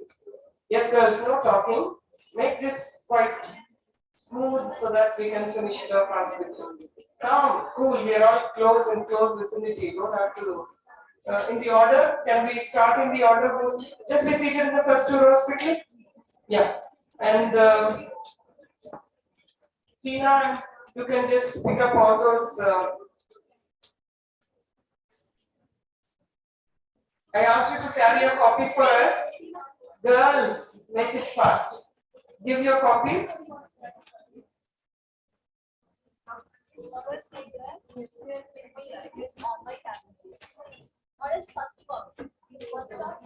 Yes, are we ready to start? Okay. So now coming to a few instructions, we'll call out as per your. If it is not opening, then we will go by that side.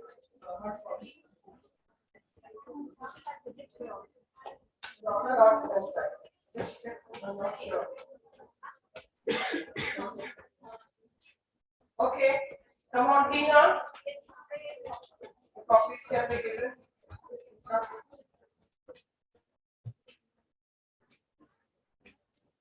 Here, girls, where are you all going? We are talking. Oh, this is no manners, no etiquette. What is this?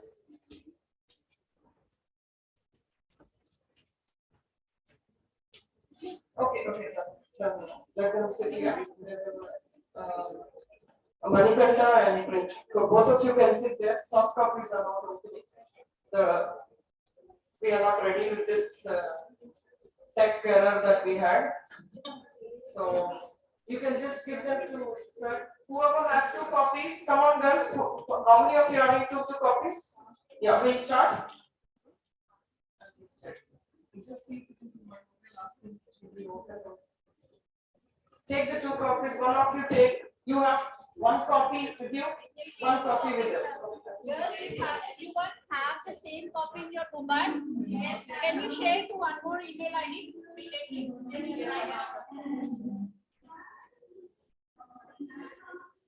Share the same PDF to another ID, just forward it.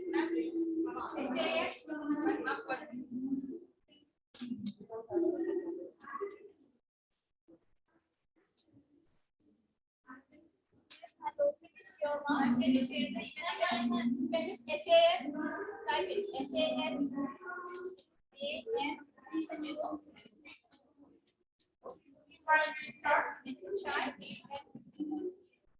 Yes. Come closer to take the mail back.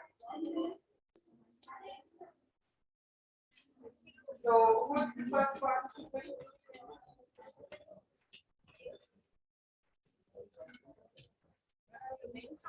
Language from BCom Computers. Can you see the mail ID one? SAN.RFP.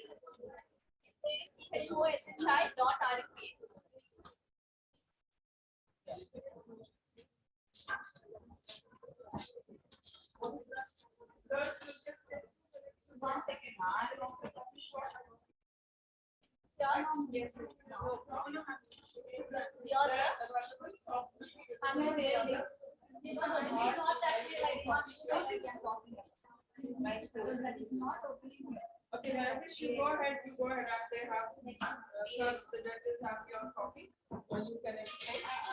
as the topic was fin technology, fin technology is known as financial technology. Nowadays, we see that even if we go to a Nariyal Paniwala, these people have scanners, which makes us the cash easy to get transferred. That is how technology is equating our daily routine. The people nowadays don't use cash. Generally, they carry their phone, scan, and then pay. That is when technology comes into existence in the matters of finance. And if you want to transfer your money, if I want to transfer 1,000 rupees to my friend, I need not to go to the bank and then deposit the money and then I have to wait for like 2-3 hours. On single click, I can transfer the money within seconds. That is what fin technology is about. With our phone, we can shop, we can transact money, or else we see nowadays people have put in their business online where there are options of transferring money via apps. And there is this picture I have drawn where a man is there, a person is there, and there is this filter wherein people are getting knowledge that what cashless transaction is, that how can we do it. They are getting knowledge about it, that we can do it from online, we can do it from a card, we can do it from a phone. And technology obviously connects us to the world. Worldwide, we can do transactions or anyway expand our business as well. And India is the largest UPI using country till now, with not much frauds. There are frauds, but we are limiting it. So India is one of the biggest company to use UPI. And yeah, the phone picture represents that we can use technology for making money. We even pay for chatting sometimes. We shop, we search, and even we can transfer money online. Thank you so much.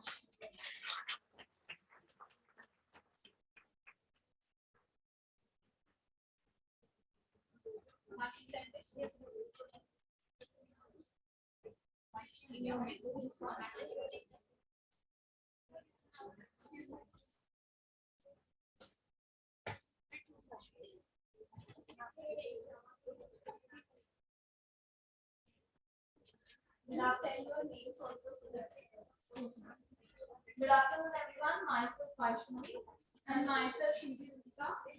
So our poster is on Industry 5.0. In our poster, we have included the revolution, industrial revolution also, where in 1780s the first revolution was through mechanization, where production is based on machine powered by steam and water steam.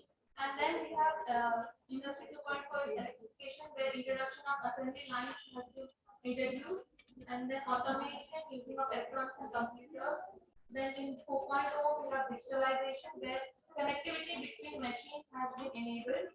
And in the future we will be going to have Industry 5.0, in which workforce and robots and combine together to work and to give better outcomes and better results to the customers or the people.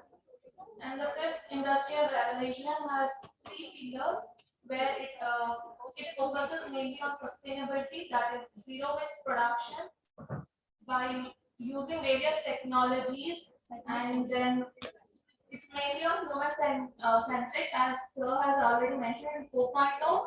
The manpower was not utilized much, but in 5.4, robots along with the man will be working together. And resilience, as we know, due to COVID-19, we have incurred huge losses. So these various technologies in 5.4 enables the economy to cope up with the losses and all the losses we have incurred. So thank you.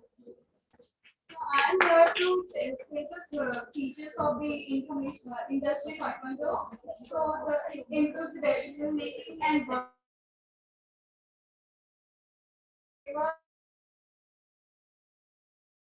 provide the real-time information to the workers and processes. Thank you.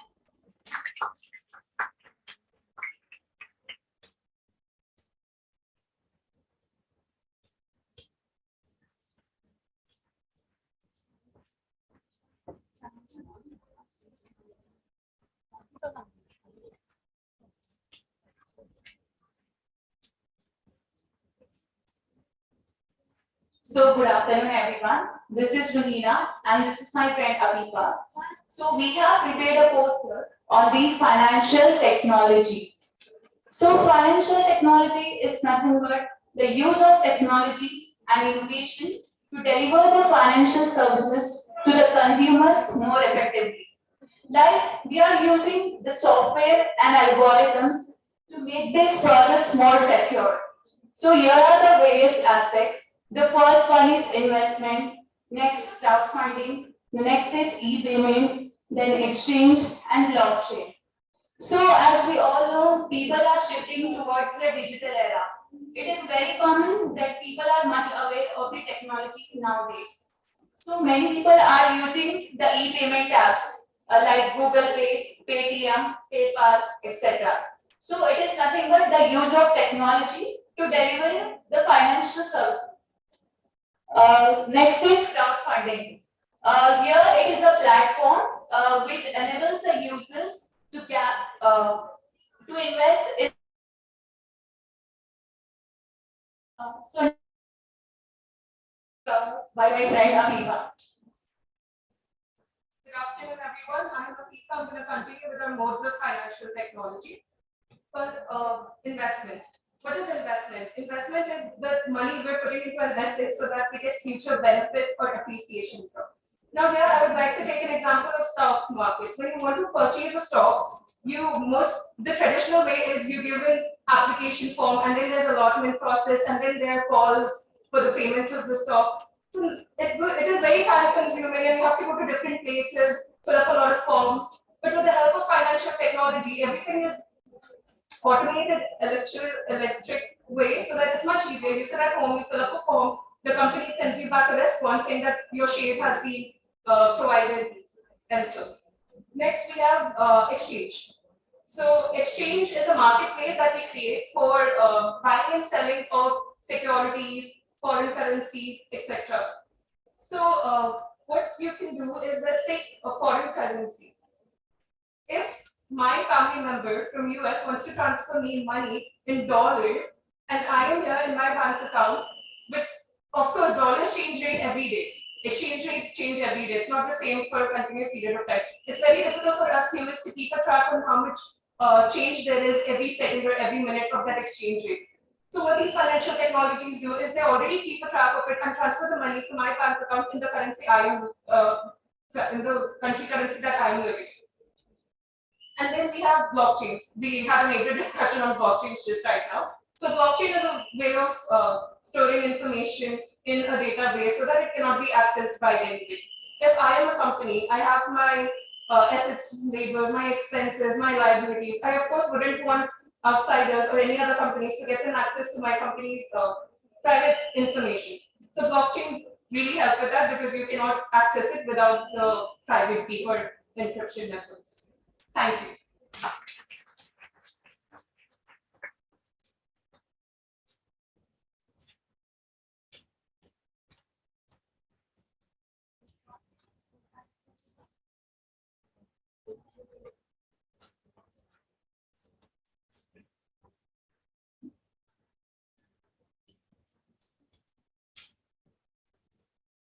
Good afternoon, everyone. Today, the topic which I have chosen is why Industry 5.0. The term Industry 5.0 popped up several years ago as a reaction to the vision of Industry 4.0. Industry 5.0 is regarded as the next level industrial revolution. Its objective is to leverage the creativity of human experts in collaboration with the efficient, intelligent, and accurate machines. In order to obtain resource efficient and user preferred manufacturing solutions compared to Industry 4.0, financial technology, that is fintech, describes new technology that works towards enhancing and automating the delivery and use of financial services. Now looking to the poster, first one, with the help of Industry 5.0, it improves the safety and well-being of the people, and it empowers the workers remaining in control. It also has a competitive edge in new markets and competitive industry for advancing best talent, and it adapts training for evolving skills. Industry 5.0 shifts the focus from the shareholder value to stakeholder value and reinforces the role and the contribution of industry to society. Industry 5.0 is a model of the next level of industrialization characterized by return of manpower to factories, distributed productions, intelligent supply chain, and hyper customization, all aimed to deliver a tailored customer experience time after time. Now let us see the differences between Industry 4.0 and Industry 5.0. Yes. In Industry 4.0, human and machine, they work differently, but in Industry 5.0, they work together. Then the second one, the system they follow is cyber-physical, and here they follow cognitive cyber-physical. And products and services in Industry 4.0 they have groups. Here, individually and personally, they do the products and services. Then the supply chain, here it is data analytics, and here it yes.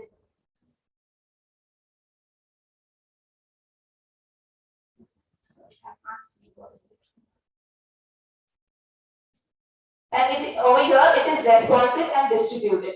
Then the last one is result of networking, IoT connected devices in 4.0, and in 5.0 greater customer experience. Thank you.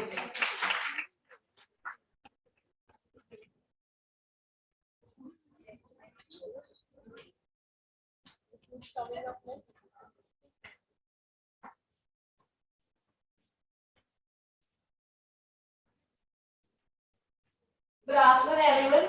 My name is Prinati and I'm from BCom Computers 3D. The poster I made is on the topic financial technology. Okay. Financial technology refers to firms using technology to compete with traditional financial methods in the delivery of financial services. Artificial intelligence, blockchain, cloud computing, and big data are regarded as the 4 key areas of fintech.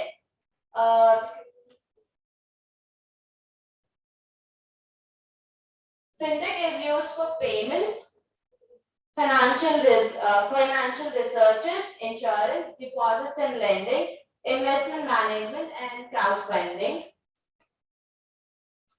Artificial intelligence refers to the intelligence demonstrated by machines in contrast with natural intelligence displayed by humans.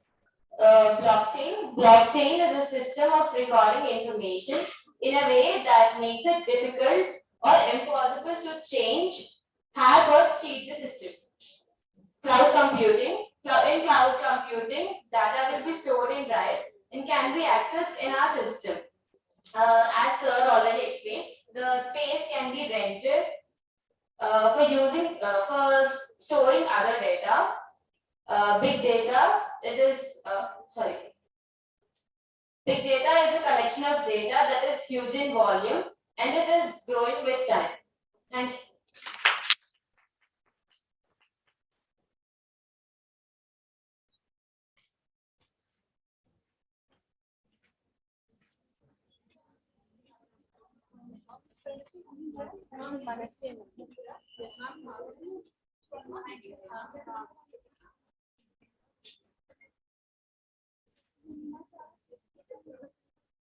Good afternoon, everyone. My topic is Industry 5.0. So let us know what is the meaning of Industry 5.0 first. It refers to the people working alongside robots and smart machines. It is about robots helping our human work better and faster by leveraging the advanced technologies like Internet of Things and big data. So I have compared the 5.0 and 4.0. So I have comparison between the labor, how the labor has worked in the 4.0 with the human or a machine, and then how they work with a human with a machine in 5.4, and then how the 5.0 of industry work with the system in the cyber physics and how cyber physics have worked, how the sir has explained further when it came right. Then after the product and services, how they work with the target group members, and then individual personalized in the 5.0. And we have supply chain, how they work with the data analytics in the industry 4.0, and then responsive and distributed in the 5.4. And we have known the results of networking with IoT, and then connected devices in the 4.0 industry, and then we have known the greater customer experience in the 5.0 industry, which I have classified between 4.0 and 5.0. Thank you, sir.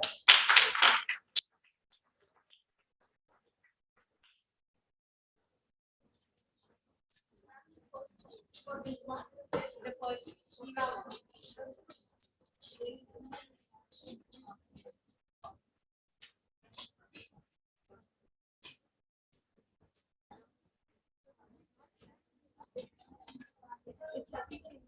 Okay, no worries. Yeah, you can start. Second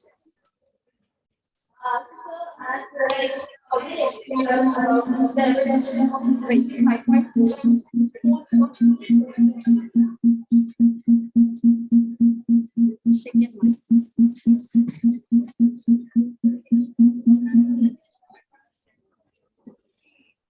Check.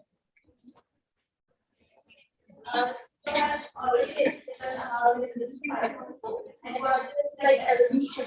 So we have industry 1.0, 2.0, and 3.0, and all of the functions. Like in those era, what they have done and what were the functions. And next, we'll see what is actually further is good. Okay.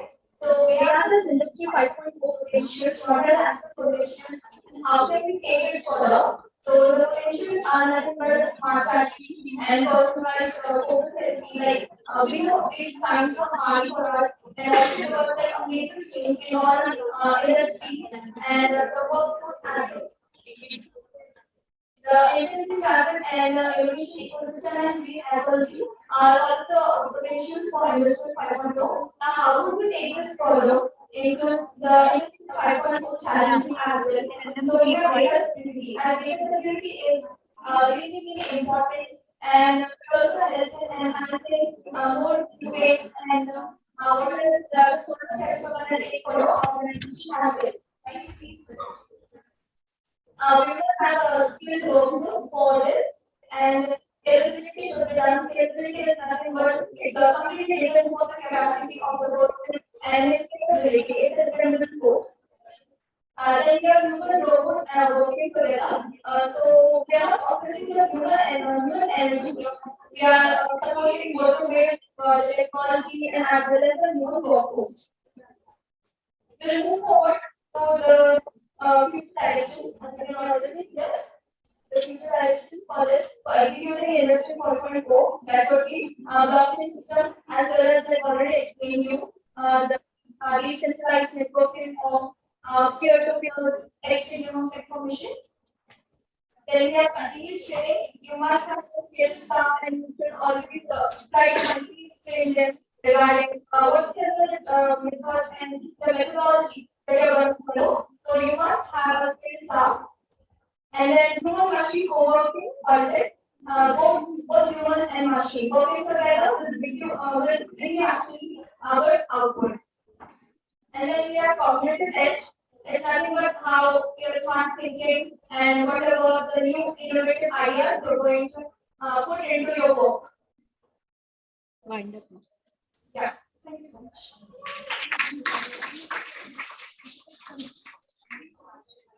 Next. This one only.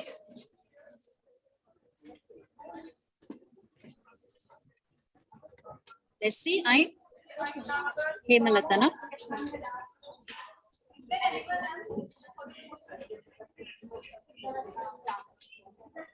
Good afternoon, everyone. So we are now talking about industry 5.0. So basically, it's not industry, it's a new revolution. The 5.0 refers to people working alongside robots and smart machines. A lot of robots helping Humans work better and faster by advanced current technologies, like the Internet of Things, IoT, and big data. It adds a personal human touch to the industry, 4.0 pillars of automation and certain efficiencies. As you can see, there are certain like 1.1 all the revolutions about Industry 5.0. So the 1.0 came in the year it comes under mechanization, water and steam powers. 2.0 comes under mass production, electric power and assembly line. The 3.0 comes under computer automated productions and electronics. And coming to 4.0, it comes under psychophysical systems, LOD, network working, machine learning, etc. And the last 5.0 comes under human-robot collaborations, conjunctive systems, and customizations. As you can see, here are essential facts and the benefits of Industry 5.0. And the benefits of Industry 5.0 are customer optimization, cleaner solutions, and personalization and creativity. Thank you.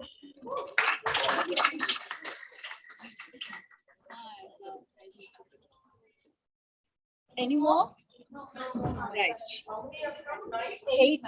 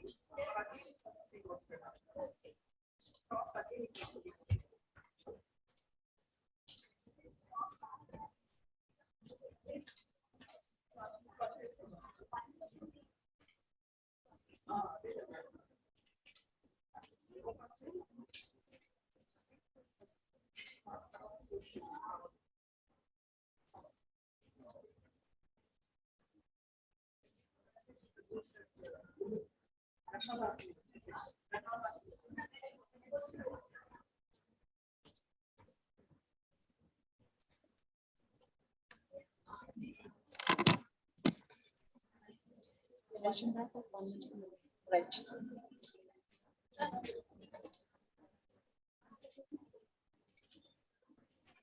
I'll post a chat message also.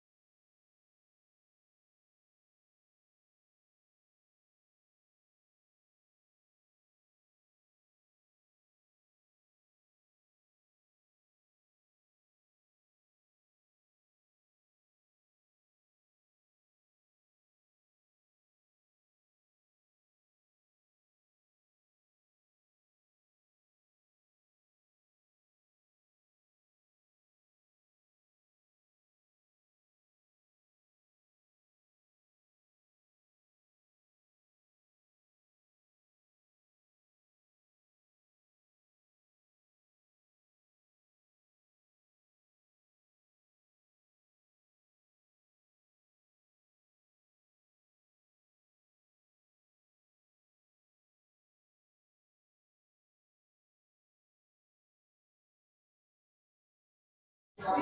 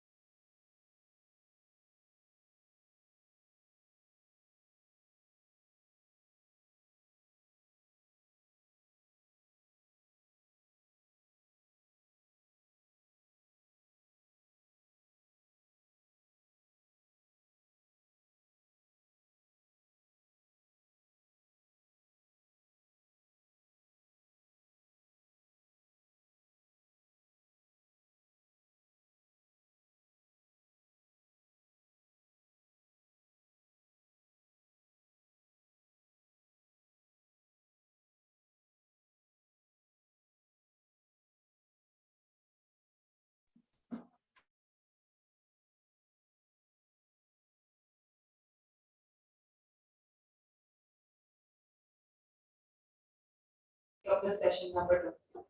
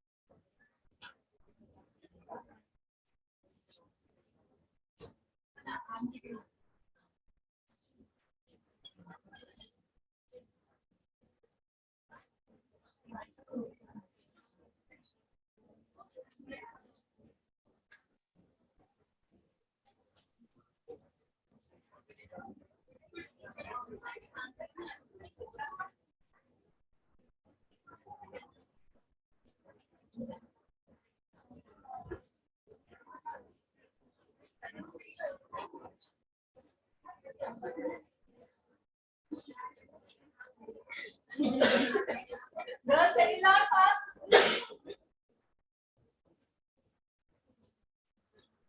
Rama.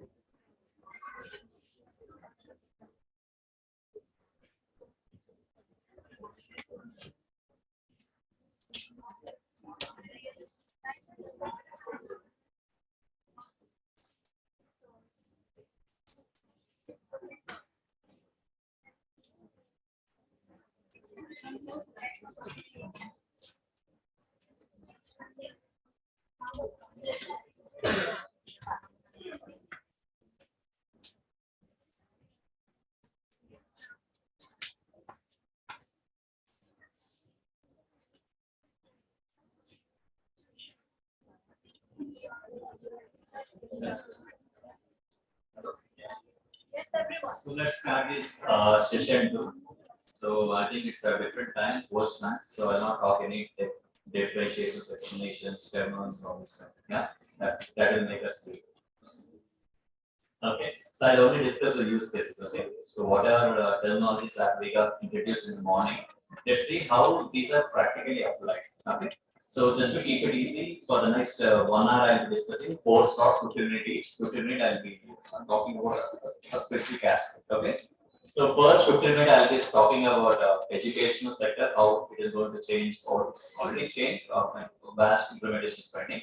So how that is going to be impacted with the blockchain, RPA, all this stuff, we'll see first 15 minutes. Next 15 minutes, let's take insurance. Yeah, because insurance, you all know how the process. Let's give your introduction about the process, current settlement for this process, and let's see how it is changed actually. Yeah, and also give you the insurance company names as well, which has introduced these concepts. That's the second thing. Third, let's go to RPA. What is that? What is the use cases available with AI, RPA? Fourth, let's talk about GST. Yeah, where the GST might be something new to you, I mean the actual working mechanism. So I'll give an introduction, current process of GST filing, the payment of challans, all this stuff, and how it is going to see with the blockchain. Okay, so that's the agenda. Just 4 topics, 4 different sectors. Let's see the technologies. Yeah.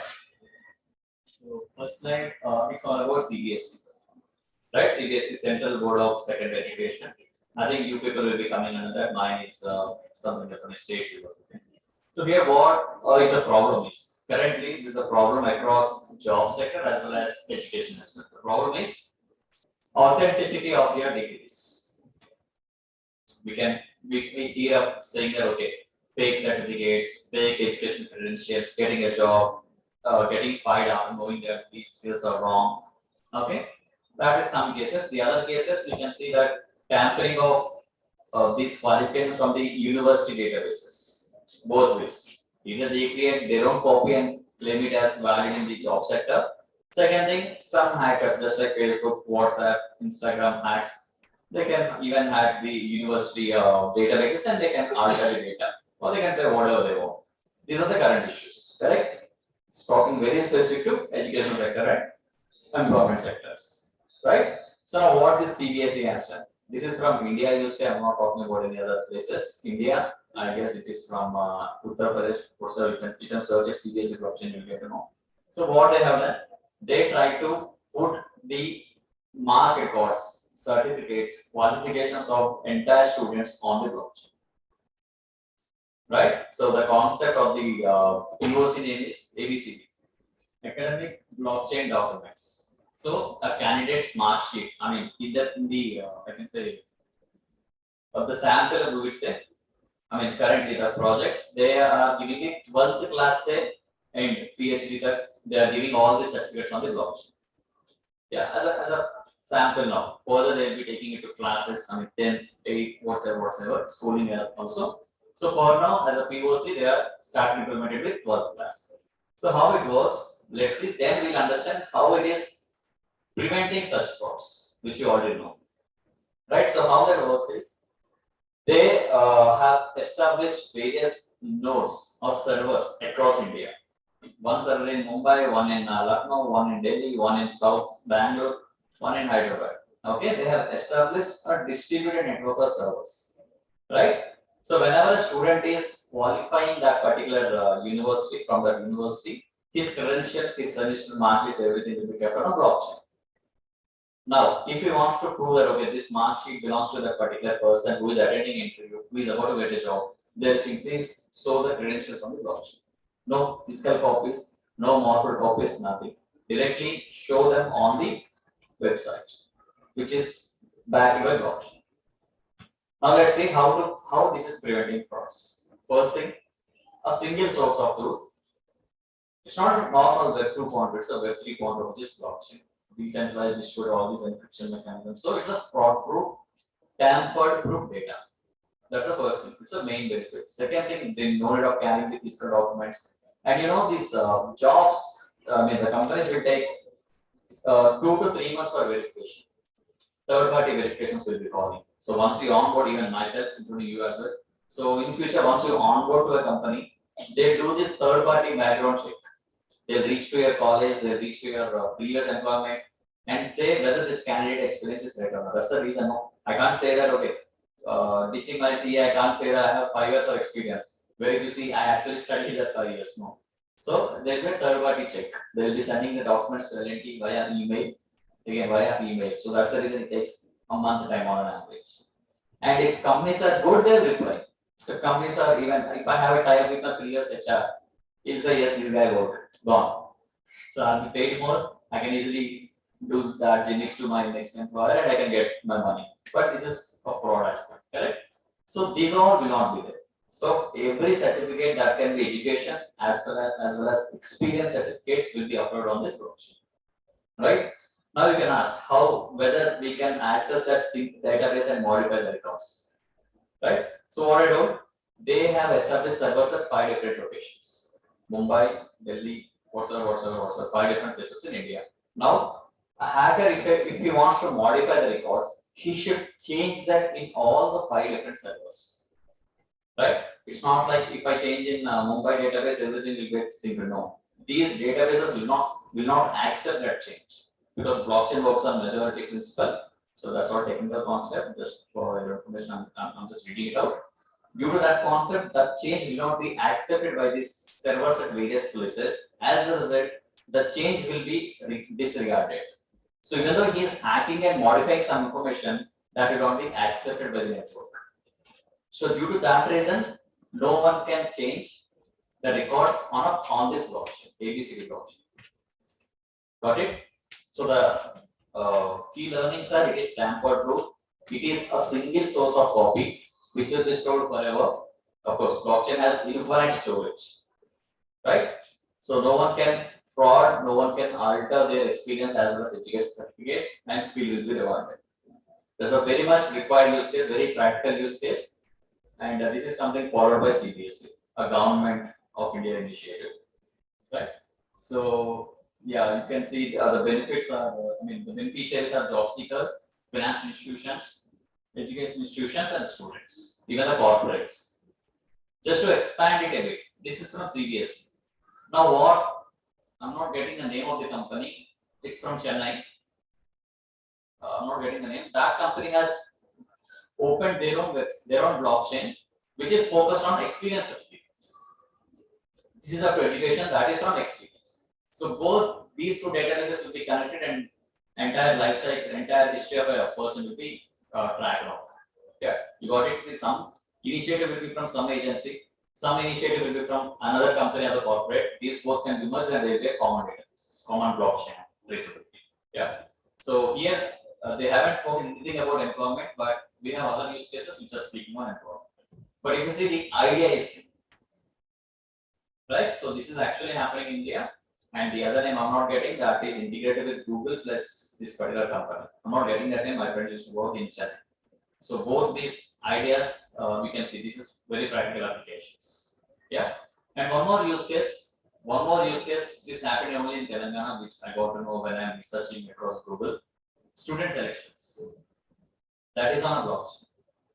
And how the voting takes place, via tokens and wallets. See, currently, let's talk about the current voting system issues. Can someone tell what are the issues that we face with the current elections? A general topic.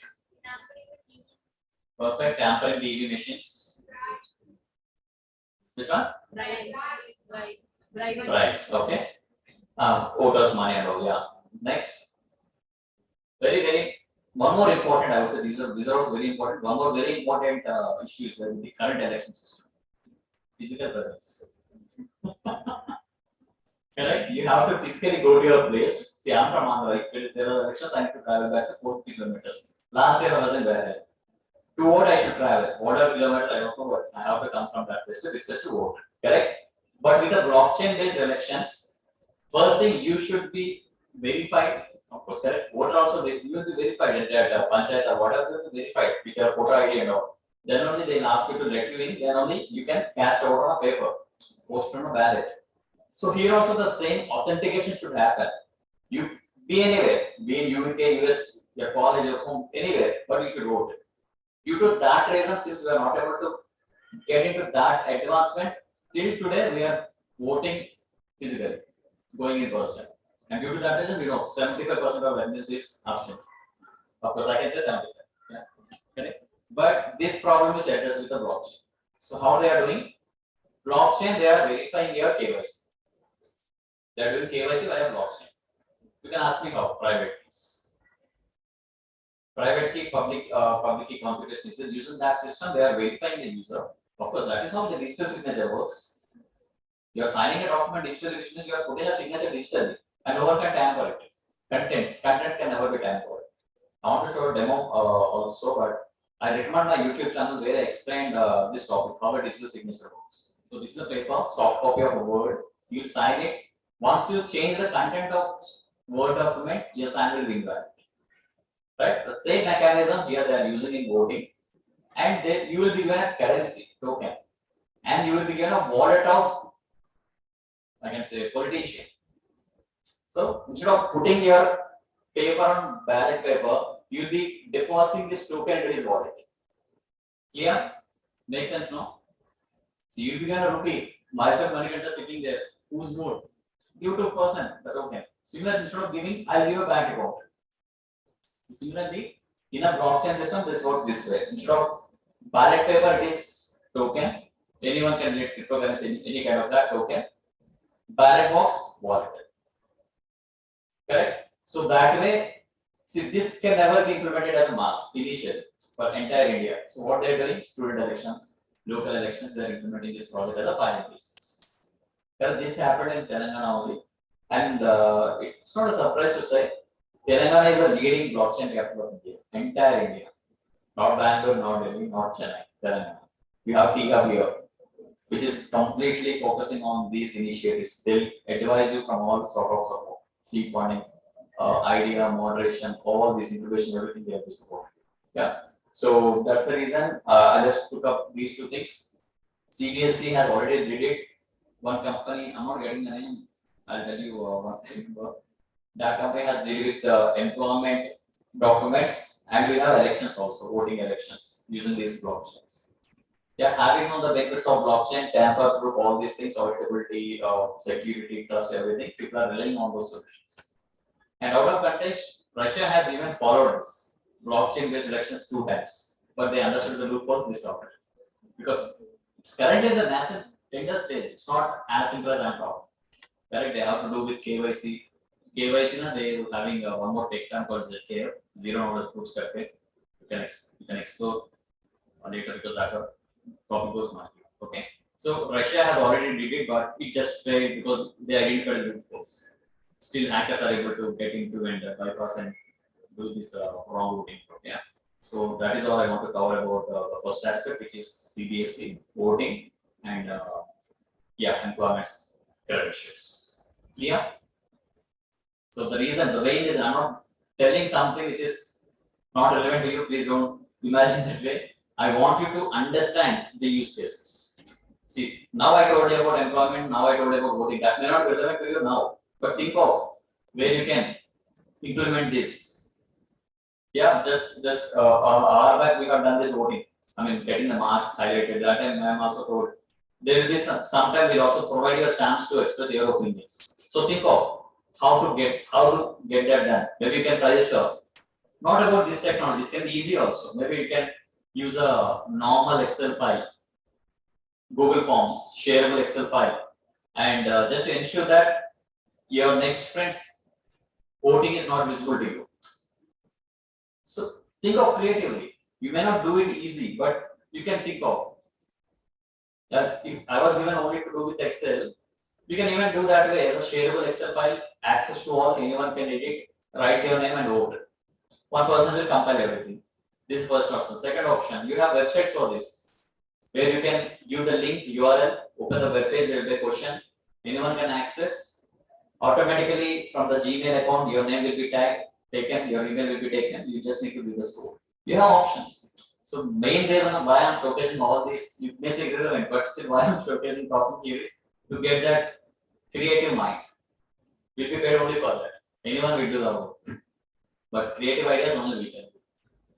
Yeah, you are unique. That's the reason. Okay. Right. So it's not a literature class or whatever, but still. Okay. So okay with the previous one. Any questions? Unless the use case, credentials are being kept on a blockchain for verifiable sources. And of course, yes, you may ask me, sir, in that case, any person can see my record. No, you'll be having control to your data. That's the very purpose behind blockchain. See, currently I don't have control over my data. This will be uploaded on YouTube. The whatsoever, I'm just guessing, I don't know whether it happens. This session will be uploaded on YouTube. Someone can copy, put their own channel, promote. Or some education institute might replay for the students. Anyone can do. I don't have a control over my data. Correct? No. But with the blockchain, I will have control and I can give restricted access to anyone who wants for payment. Correct? Because data is, you are the absolute owner of the data. That's the intent behind all this industry 5.0. Okay? So you're clear?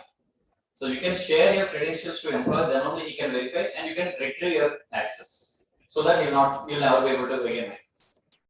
So now what is happening? You are sending email, all these documents, you will have unlimited access because you already sent an email. You can't take it back. But with the blockchain, you can specify that timing factor, and using within that period only you will be able to access. Okay? So clear? Are you getting sleep? Okay. Yeah. So is LinkedIn a part of blockchain?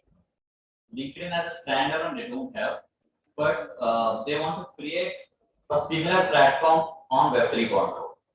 See, currently LinkedIn is a very good networking platform, but running on the top of Web 2.0, centralized database. If you are putting a wrong post, you will be blocked. Correct? Same thing with Twitter. Twitter is not a is given as a freedom of speech. Correct? The intent behind establishing Twitter is a platform where you can express your feelings or speech. Correct? But if you are giving some wrong post, or if your post is genuine, but it's a difference to other minority group of people or whatever, they can block your account. Correct? So where is the freedom of speech? So similarly, they are working on kind of LinkedIn, kind of Twitter. They want a platform on blockchain where you don't have these restrictions. Anyone can share their own information. Anyone can create value. There is no such a centralized database controls. Right? So LinkedIn, to answer your question, it's not a kind of blockchain or not associated with the blockchain anymore or at any point. But Web3 community, there are certain blockchain developers who want to create a LinkedIn on the top of blockchain with more freedom controls or more free controls, where anyone can join. No, I can say no latency issues. See, certainly sometimes LinkedIn also might be like no denial of attack, which means not accessible at all. Sometimes, so we'll be seeing in WhatsApp now at New Year days or WhatsApp, you can't send in 10 minutes or 15 minutes, you can't receive or send any messages. That is all the problems for due to centralized databases because the network can't handle. What if the same server is present at multiple locations? The flow will be less. You can't see that at all. So to solve that, there was a new Web 3.0 LinkedIn. You can say. Yeah. In fact, I'll show you a screen. I think it's a very good question. I'll show you a screenshot. What are the alternates of existing Twitter, existing what's that? In blockchains. We already have. I'll show you the names. Yeah. Once this is done, I'll open the Chrome and I'll show you alternate apps which are working on blockchain. Functionality is same, but understand the benefits behind it. No, I mean, faster access, no one can tamper, your chance will be there forever. Signal is there, no, how many have heard this signal? Elon Musk proposed. When there is a ban that WhatsApp should be banned, signal was highlighted, right? I know, I mean, very few can. Signal is working on blockchain, it's on top of blockchain. It's a WhatsApp kind of messenger app on the top of blockchain. Got it? So I'll show you these things, I'll show you that screenshot. We have browsers also. Chrome is centralized browser. Whereas we have a name, I'll show you. That is the decentralized browser. Similar to Chrome. You'll not find any difference, but tech architecture is different. I'll show you that. Okay? Brave. Brave is the browser. That is on blockchain. Yeah, your search history will never be exploited. Correct? And you will be paid if you are searching, if you are active on it. Right? And you are the owner for your search data. That is not currently happening with Chrome. Whenever you search something, you can see the ads from Myntra, from Amazon, from Flipkart. If you search the same product, which means your data is getting shared. But that's not the situation with Web3. But very good question. I'll show that comparison. Okay. I think I have spoken the most. Yeah. So let's go to the next one, Lemonade. So it's not a. It's a American-based insurance company. So what this company is doing, it is experimenting blockchain to settle these insurance policies, insurance claims. Okay, some of you might be in insurance sector also, this one, correct? So understand this. So normally how a traditional process settlement takes place, normally happening of an incident, photos collection, all this stuff, photo your agent, insurance agent, sending an email, they'll create a ticket, they'll call you, they'll ask all the details. And of course, how many days it will take for a claim to get paid? 7 days. Correct, no? 7 is the average time you can take. Sometimes it can be 30 days also. Based on person, expiry, all this stuff. They take their own time and they'll process that. Correct? But what here Lemonade is doing now, it is using smart contracts and blockchain to pay the settlements. Okay? Let me give one more example. There is a farmer who has taken crop insurance against weather conditions. Of course. If it rains heavily, if he is unable to sell his product, I mean, if he is unable to produce his product and due to rains, he will be paid an insurance amount. Correct? So currently how it is going, a rain has to come, crop has to be completely submerged into waters, you have to show the pictures, and then get this particular claim initiated in the company nearest, and then they will be paying you the claim. Correct? Now how this is automated with IoT, plus blockchain, plus smart home, whatever you name it. How this is automated?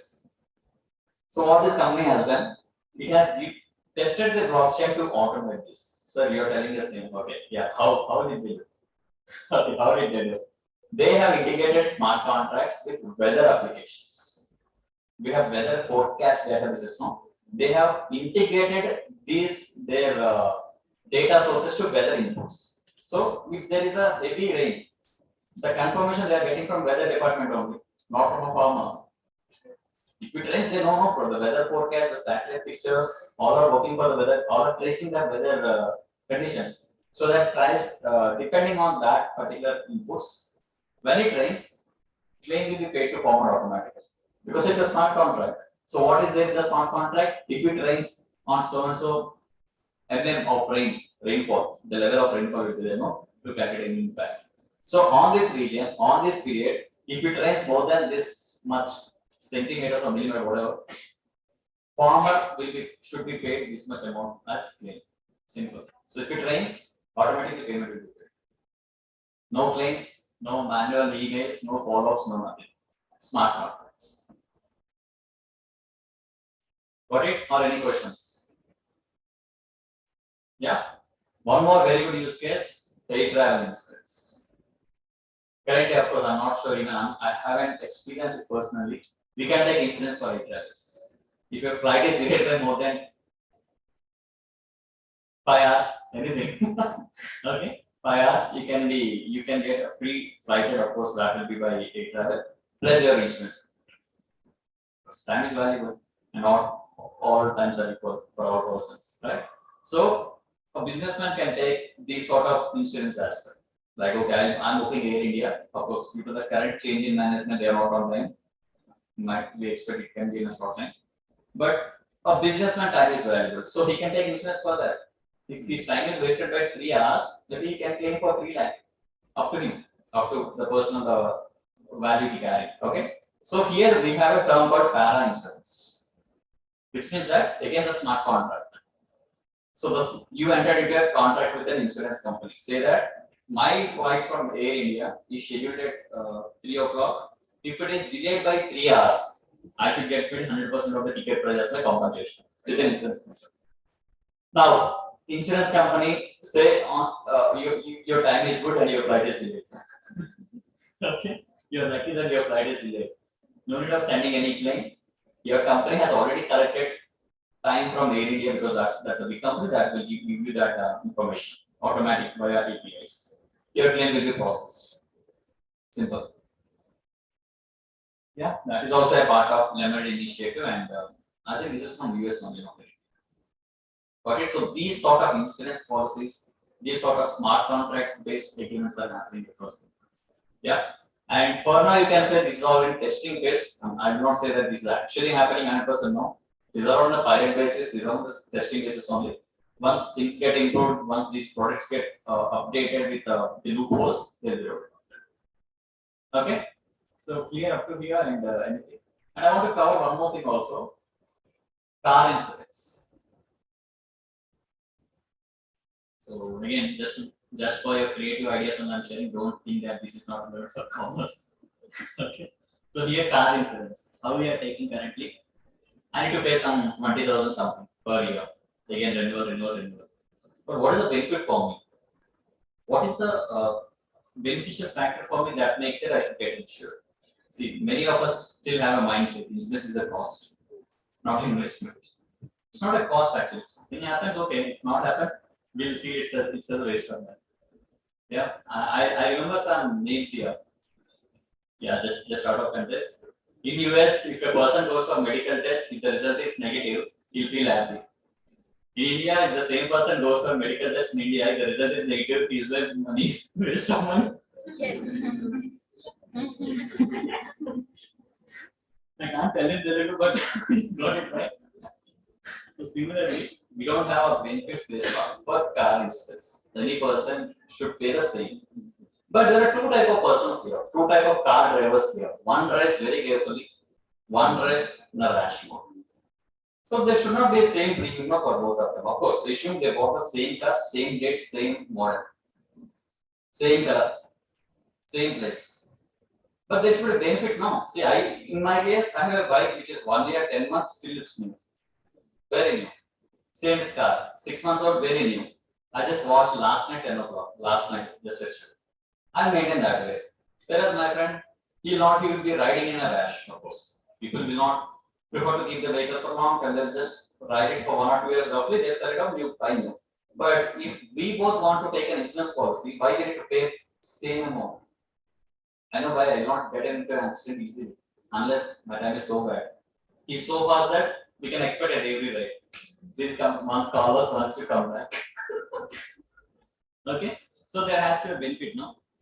So now there is an insurance companies. There are insurance companies which has automated this to benefit the driver. How? Insurance policy premium amount is based on your driving dynamics, your driving data analysis.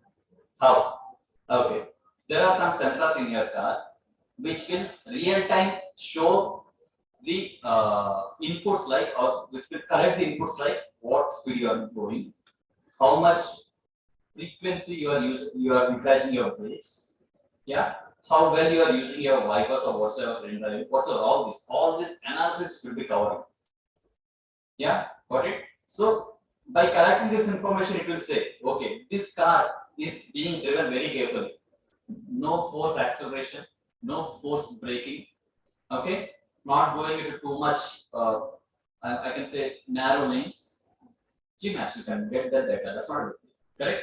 So using that inputs, we are more than suggesting, okay, for this person, premium can be 10,000. For other person, premium can be 12,000.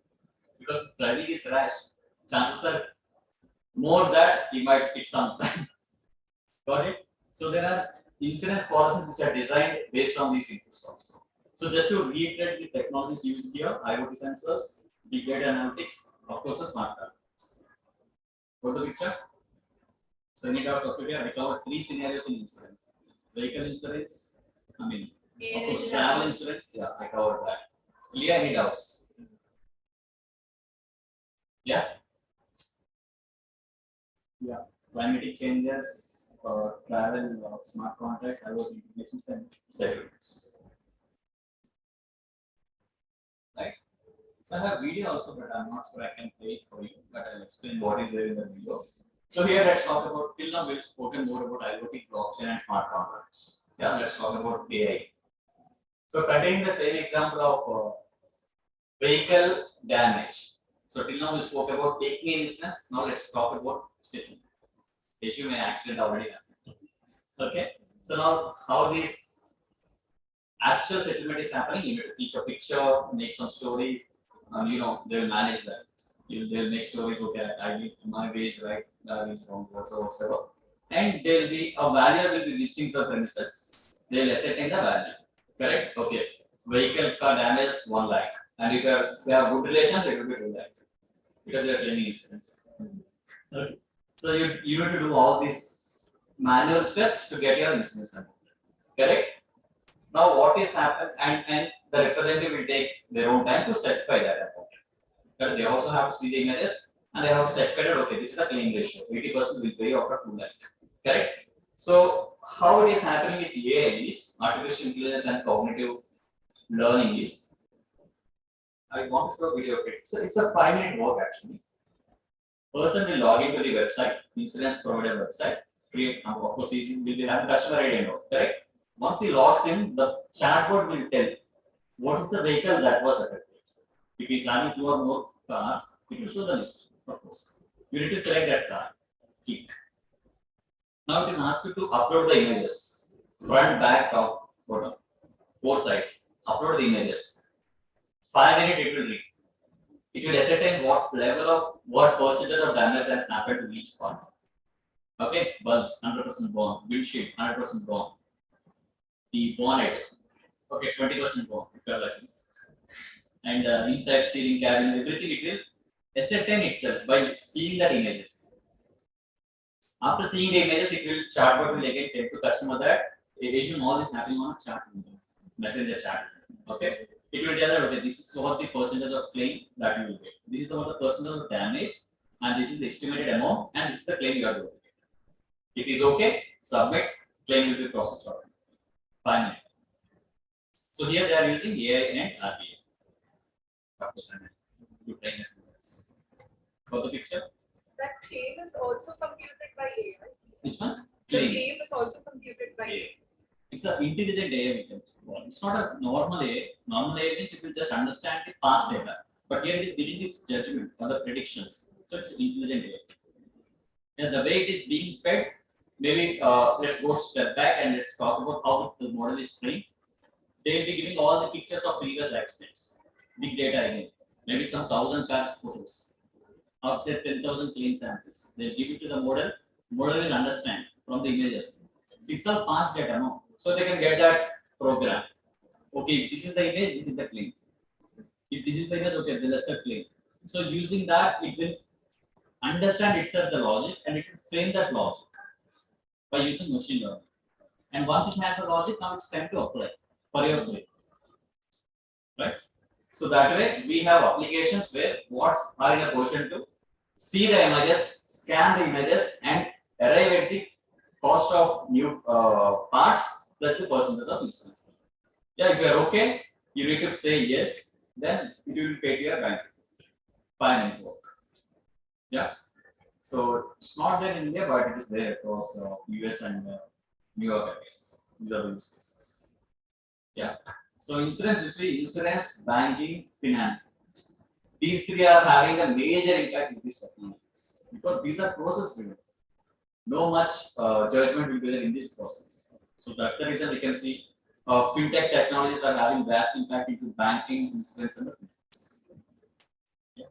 So good with this or any? Yeah, let me explain the other aspects as well. We covered one thing which is claims by AI and bots.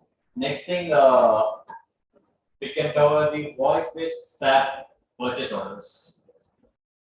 So same way, instead of automating a process, here we are talking about voice-based process. Voice-based, which means that you can, there will be a chat button, just like your Google Assistant, basically kind of keywords. Issue that is there in your ERP. In the company that you are going, issue that is there in your ERP. And you can ask your ERP, what is the status of my expense? What is the status of my travel claim? What is the status of my salary settlement? Anything you can ask and it will give you an answer by audio. And SAP has that process, which is voice-based SAP, or they'll be calling some technical name, but for now it is voice-based SAP.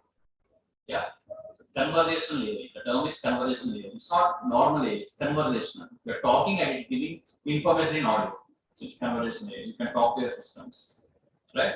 So that level of systems are there in SAP, our own accounting packages, and also there in automation in your RPA software. Two things, bro. Either have it in your ERP or have it from a third-party application. Both are existing. SAP is mastered in having inbuilt in its ERP, and we have RPA tools which has that feature, right? So that is also from our finance background, voice-based SAP purchase orders, and yeah, we have RPA-based onboardings and trainings.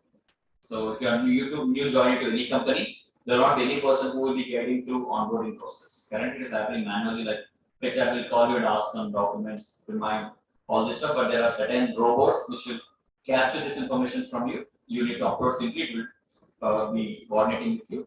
And it will also guide you with the initial videos that you need to go across to understand about that. So these onboarding process, data collection, creating PF accounts, salary accounts, all these things are done by bots. Not in small companies. Cases like I think it's happening in BMW. This bot-based onboarding. Okay, so that is something from AARPA. And then we have this last one, elliptic, and an amazing use case. For this, you need to understand crypto source. Yeah, so if you are clear with the top three, I'll continue that. Okay, so just to summarize, we have spoken about conversational AI, where you can ask your ERP. Just imagine the use cases. Tomorrow, you're working in a company or you are managing an ERP package. You can ask what are commands, how easy it is. Just like the way your mobile is answering, basically answering your mobile inputs. How good it will be an ERP is handling that. You can know all the status of your emails to respond, your tasks to do, your meetings, your seminars, all this stuff. It will speak to you as an assistant on real time. Yeah. So that is something from conversational AI and word-based learning, settlements with our. So this one is a company called Elliptic.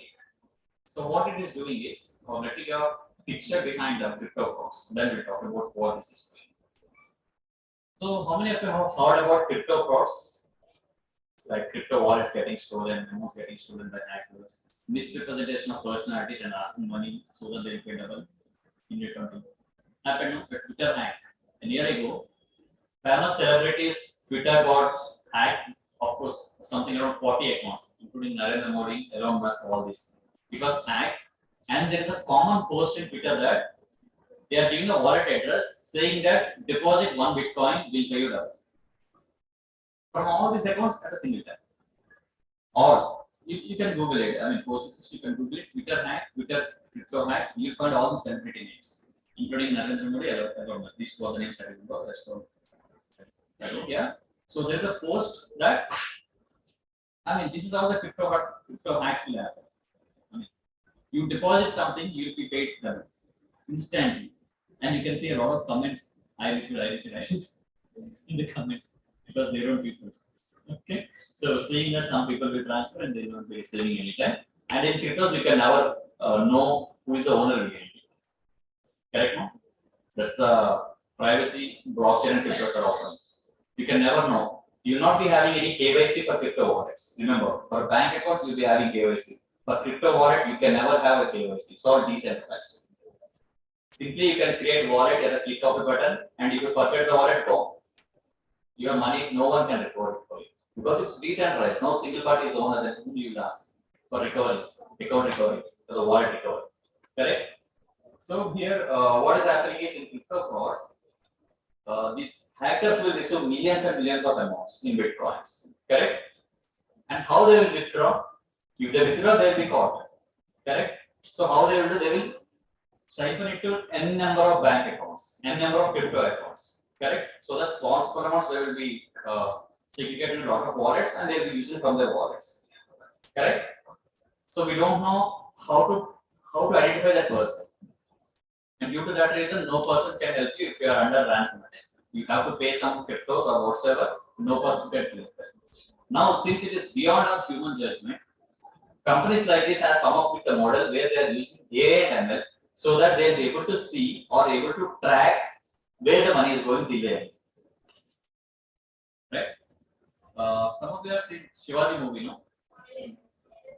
From US, he will be asking his friends, see, I'll be giving you this much. I'll be transferred to individual accounts. Once I reach here, collect again and give it to me. Correct? That's a very two-step approach. US to India, that's it. And that's a legal, I mean, that's okay. So they are able to do with a closed group. But it's a big volume. They'll do like this 10 iterations, 20 iterations, or 50 iterations. One wallet to another, another to another, another to another. So 1 million will be 10 rupees a day. These many wallets, it's free, no? I can get a crypto wallet open in next 1 second without a KYC. So software. Crypto wallet means a 64-digit address. That's it. Nothing else. No person will do KYC, no emails, no phone numbers, no nothing. You generate, you use it. Correct? So using that, these people will do all this siphoning of funds into multiple accounts. Now AI has the ability to trace that. Okay, this 1 lakh is segregated to 10,000s.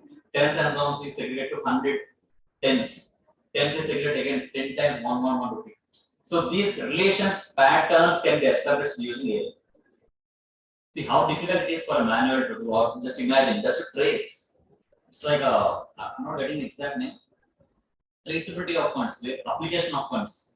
Say I'll give you 10,000 I'll ask you to spend for your needs. You can spend for 50 different purposes. And that people will spend for something else. You are buying the book and paying to a shopkeeper, he will pay to someone, he will pay to someone, like that money will go. How to identify that it's your money which has gone to 10th resource, 20th resource? No. Because at the end these are all tangible.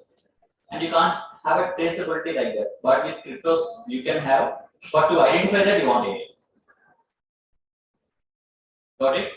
So all these crypto hacks, how the money is flowing right from beginning to ending wallet, traceability is being provided by AI. And Elliptic is the best company to do that. So whenever there is a fraud, you can see this company in news. Like they're not issued again. They're not say that they're catching. They're providing traceability. Got it? Unless the person goes to a bank and withdraws from that wallet, will never be known. Right? Got it? So that's how this AI and ML is being used in crypto hacks. So we need up to here. And the best use case from finance is there are certain government projects, government fundings, correct? Like grants, government grants. Government can implement your grant. Government can implement this solution to trace how you are utilizing the grant amount. Five use case. This is happening from EY, Ernst & Young, on the government spending. The government department or whatever for that reason, you will be given a grant. Donations is the best example in Vietnam. Donations. If I as a donor, you as a donor, you as an institution, NGO, collecting my donation, I can see where it is spent. Using the traceability offered by AI. And of course, don't expect this to happen with your fiat money currency, what we are having, it happens with cryptos. Clear? With the current currency of dollars, rupees, all this, we can't do anything because all are fungible, replaceable. I mean, correct? No? I'm giving you 10 rupees, she's giving 10 rupees, 20 rupees. So what is the traceability here? If you are spending 20 to a shopkeeper and he is spending 10, what 10 has gone to the last person? You can't get it. But with cryptos, it's possible. And how it is? Using this AI and the companies like this. So clear up to this? Yeah, so regarding the practical use cases, government donations, stock money. Someone has mentioned in the presentations crowdfunding.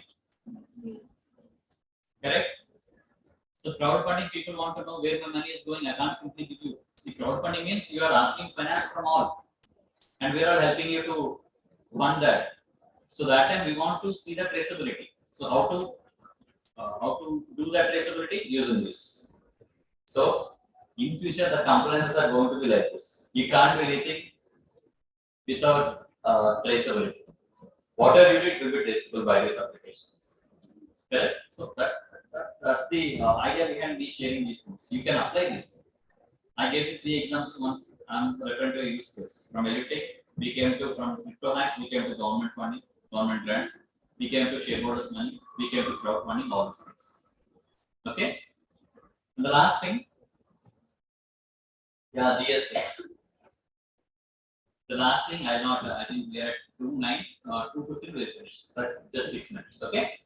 So GST is the same thing. Currently, how it is happening is you need to manually file the total sale, then total purchase minus 30, you need to pay the tax. Correct? I think you are having a subject on GST. Yes. Then why you are studying? as if it can be like that. Say yes. Okay. Correct now? That's our sale declaration minus purchases. Purchase is automatic entry because there is a seller there. So you will say that he has sold you, that will come to your books as purchases, correct? But if that is working in automated, semi-automated environment, because you are declaring one is not your purchase, so semi-automated, then why these hacks are happening? Hacks, Madhura, there's a news that fraud of GST, input GST for 5 crore or 10 CS has been arrested. 50 companies have been seized out for wrong GST claims. Why this is happening? These people are agreeing that even though there is no sale movement, even though there is no actual invoices, these people are simply uploading data to GST. As sale, purchase. Simply. There's no actual copy also. There's no single paper also for that. Not leave about goods movement. There's no single copy. Correct? Correct, no? That's the reason why we are able to deliberately or unintentionally pass something information to GST and able to claim the input, wrong input. Now assume, what if there are IoT sensors across our cities? One IoT sensor to track the vehicle movement. Okay, place A to place B, Andhra to Telangana. If I raise an invoice, there should be a vehicle movement. So assume there is an IoT sensor to vehicle that will grab this information and it will be loaded to the portal so that your invoice is genuine. Okay, and since we are collecting data via triple accounting, why not government can tell you this is what your sale? Why it should ask you to enter what is your sale? Because it's not automated. That's the reason it is asking you to fill the values, your turnover per month or per quarter, whatever. It is asking you to enter your sale volume. Why not it can automate if there is a kind of triple accounting? It says, there's a triple accounting, whatever we discussed post-lunch, pre-lunch. In that case, will the government need to still ask you what is your sale? No. See, they already have the information, no? See, evidence when it comes, you are declaring less and they are declaring more. That time only evidence comes. But here it's not the case. They already have the data of what sale you have made because you are following triple accounting. Correct? And with that, they can compute the GST liability. And your question, answer your question. Can they ask for evidence? Yes. If there is an audit, they can set an evidence. That's how the self-assessment, risk assessment happens. For a sample, they can ask. But is it very well required? No. It's not mandatory, to ask for evidences. Once you fill out the information, if they have a doubt, they can ask for evidence. But currently, what they're doing completely relying on you. If you say sale is 10 lakh, 10 lakh. If you say sale is 5 lakh, 5 lakh. Yeah, if you say sale is 0, nil return. Correct? But with this smart environment, with this smart IoT sensors, with this smart, I can say, devices, IoT, everything is automated and government will be in a position to identify your turnover at any day. Yeah. So if you see here, it's actually happening. How many of you know this e-invoice concept? E-invoice concept. Have you heard of it? E-invoice concept in GST. The subject actually you have it. This means that whenever you are raising an invoice, they are telling it should get IRN, invoice registration number on it. Correct? We see this topic is very important. It's actually in practice for companies more than 20 crore turnover, whatever, they are having this practice. So how they are routing it? Normally before that, I can raise an invoice and give to you by email or whatever. Currently, if I'm raising an invoice, that should go to portal first, get the IRN number from the portal and give it to you. And department will give it to you, not me. That's what IRN concept, invoice concept. See here. You can see point number 1. Generate e-invoice by the seller and upload to GST portal. Sorry, ERP. Of course, ERP will generate. ERP will send to IRP portal, government website, GST, parallel to GST website. This will give you invoice registration number on the invoice and that will send to buyer. So he is also getting, he is also getting. Invoice is generated by seller from this ERP. ERP is talking to IRP. IRP portal is giving to GST portal giving to buyer, seller is also giving to buyer. Now it is connected, no? Our department will not ask you what is your sale because you are releasing the invoice from the portal. Correct? So that is how the GST environment is going to change with these IoTs, these sort of this is a triple accounting now. So instead of buyer account, seller account, now ERP value is being stored in IRP also. Accounting entry for the sale volume, it is getting stored in IRP also. More like our triple accounting of one discussed. So it's actually happening. Right? So that is how these administration and security services are going to be changing these IoTs, blockchains, and smart contracts. So I recommend to see this article first, e-invoicing GST. It's just a one page. Just one page. See this how the process is designed. It's easy to understand. Once you understand the accounting, it's easy. Simply instead of me giving the invoice directly, I should pass through the GST website, IRP website, and then GST website. Right. So any questions on this? These are much practical. You can ask a lot of doubts actually. I know it's I'm doing a faster way just to cover all these various topics, but you can certainly ask a lot of doubts to yourself or to me. I'll give my LinkedIn, so if anyone else can connect and ask doubts or further questions. Yeah. So this is my LinkedIn credential. YouTube channel you just see that so that you can get some value from it.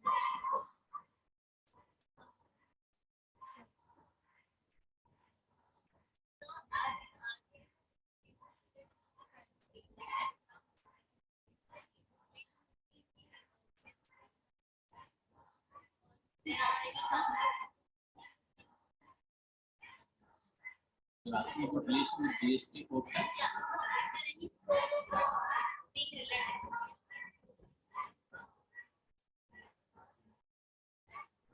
I can tell you this way.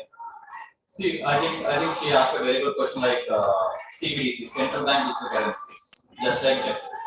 Characteristics that we are discussing for NFT cryptocurrencies. The same characters, why not we have with our routine currency, INR. So that's the intention behind CBDC. And now once the CBDC comes, people are very skeptical about this because they are very much fear that their income will be traced, their expenditure will be traced. Correct? Because with the cryptos we can do that. We can see where our amount is going. Correct?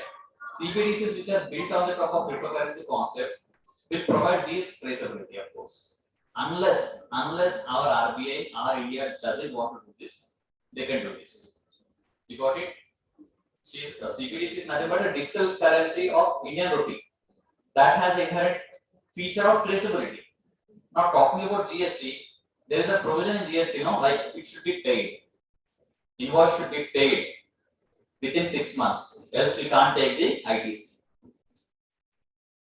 So assume there is a digital rupee in place. Now government can deny giving ITC if you haven't paid. Making sense? Correct? So you are claiming ITC with an impression that you have paid to the supplier while purchasing, but government rules are telling, Act is telling that you can't claim ITC if you don't pay the invoice. You have to reverse it. There are provisions for that, correct? ITC reverse the provisions. But that is whether it is applied properly or not, no. Because it's again you have to declare, I haven't paid, I want to reverse my ITC. But here in CBDC concept, government can know that whether you have actually paid or not. Right? They can see the funds flow from your account to that. But I mean, whoever person sold to you. Right? That's one usage one can think of. And just to give a disclaimer, I'm not sure whether this will happen, but ideas. These are ideas for now.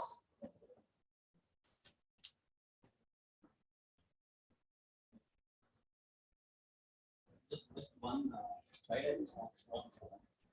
I mean, this Web 2.0 apps versus 3.0 apps. Someone has asked me, no? I'll just show on the phone.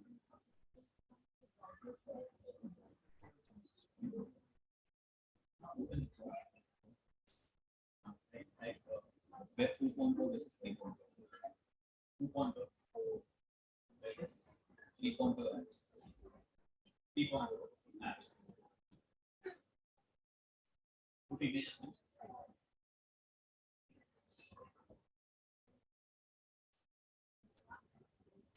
See this application, see this image.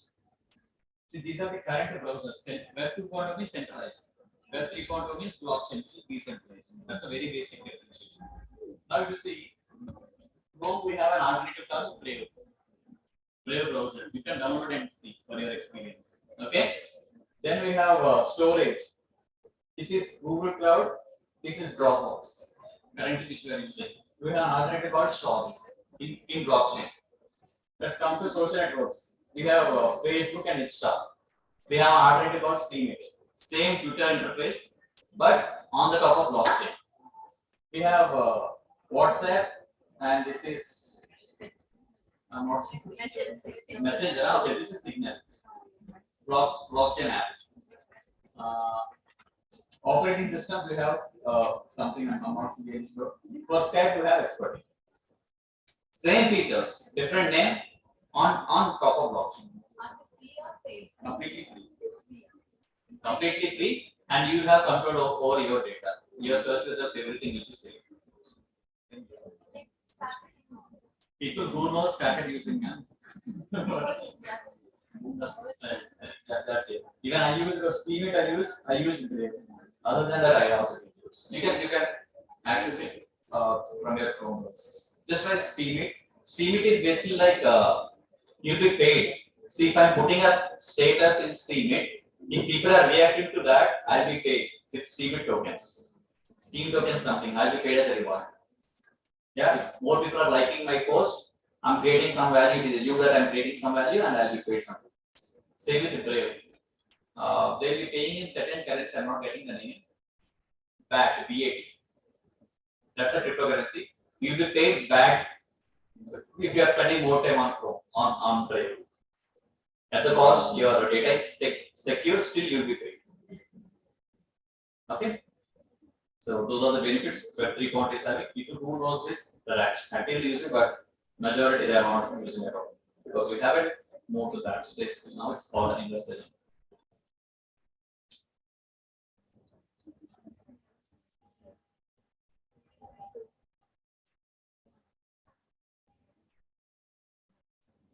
Yeah.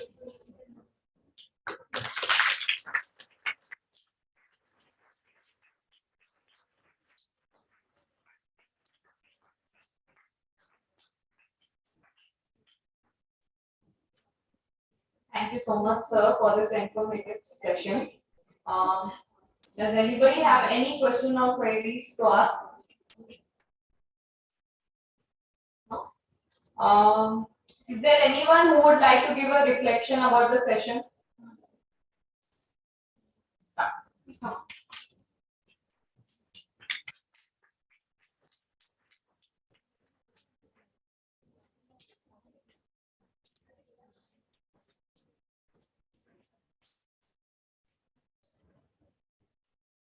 Good afternoon, everyone.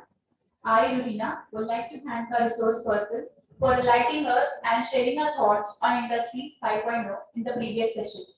You guided us on various concepts of Industry 4.2, like concept of cybersecurity, cloud computing, data analytics, RFID technologies, Internet of Things, etc. We really made us think out of the box by using real-life examples. We explained why there was a need of Industry 5.2, where technology will work along with humans by using AI, edge computing, etc. You gave us clarity on the concept of blockchain, its features, types, about the concept of NFTs, small contracts, triple accounting, etc. Thank you, sir.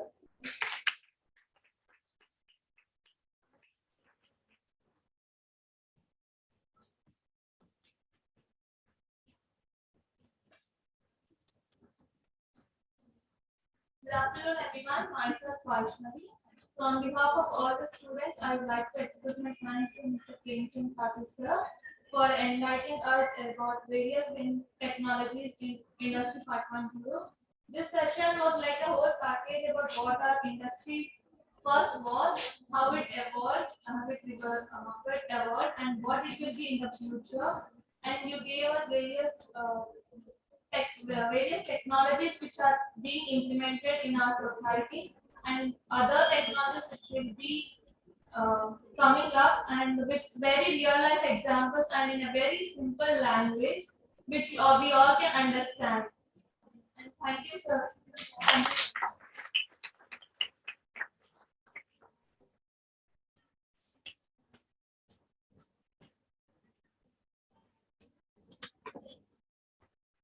So, warm good afternoon to the respected speaker and the faculty members and my dear colleagues.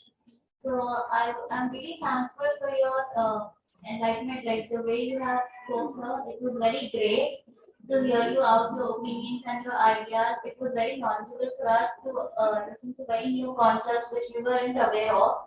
Like there were various aspects of the technology we weren't aware of, and you have enlightened us with those concepts such as blockchain concept, insurance claims that can be done, cognitive AI, and the other aspects too. That is ABCD, that is the academic blockchain documents, and how the insurance claims can be done in agriculture sector, car insurance, and the various sectors, various aspects. So thank you, sir, for such great exposure to us. Thank you.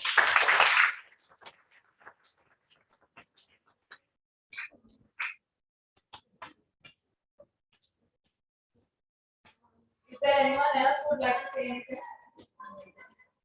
No? Now I invite Mrs. Saujanya ma'am, Head Department of Commerce, to please propose the vote of thanks.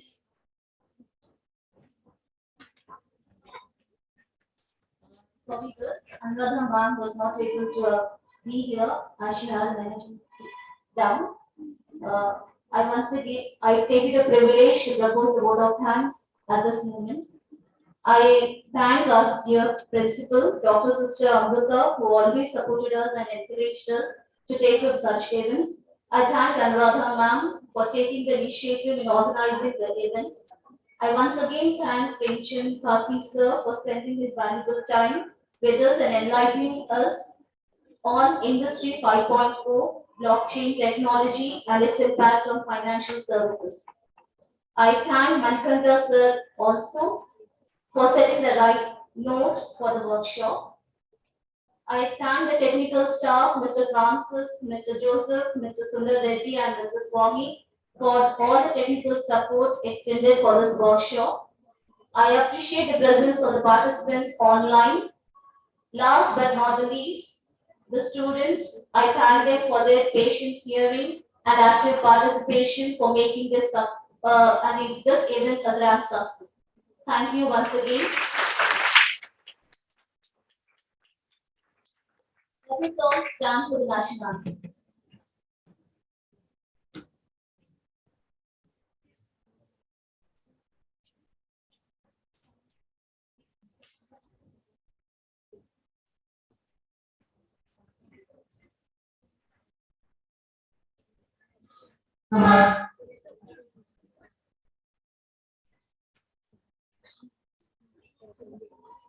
जनगण मन अधिनायक जय हे भारत भाग्य विधाता पंजाब सिंध गुजरात राधा द्राविड उत्कल गंगा विंध्य हिमाचल यमुना गंगा उच्चल जलधि तरंगा तव शुभ नामे जागे तव शुभ आशीष मांगे गाहे तव जय गाथा जन गण मंगल दायक जय हे भारत भाग्य विधाता जय हे जय हे जय हे जय जय जय जय हे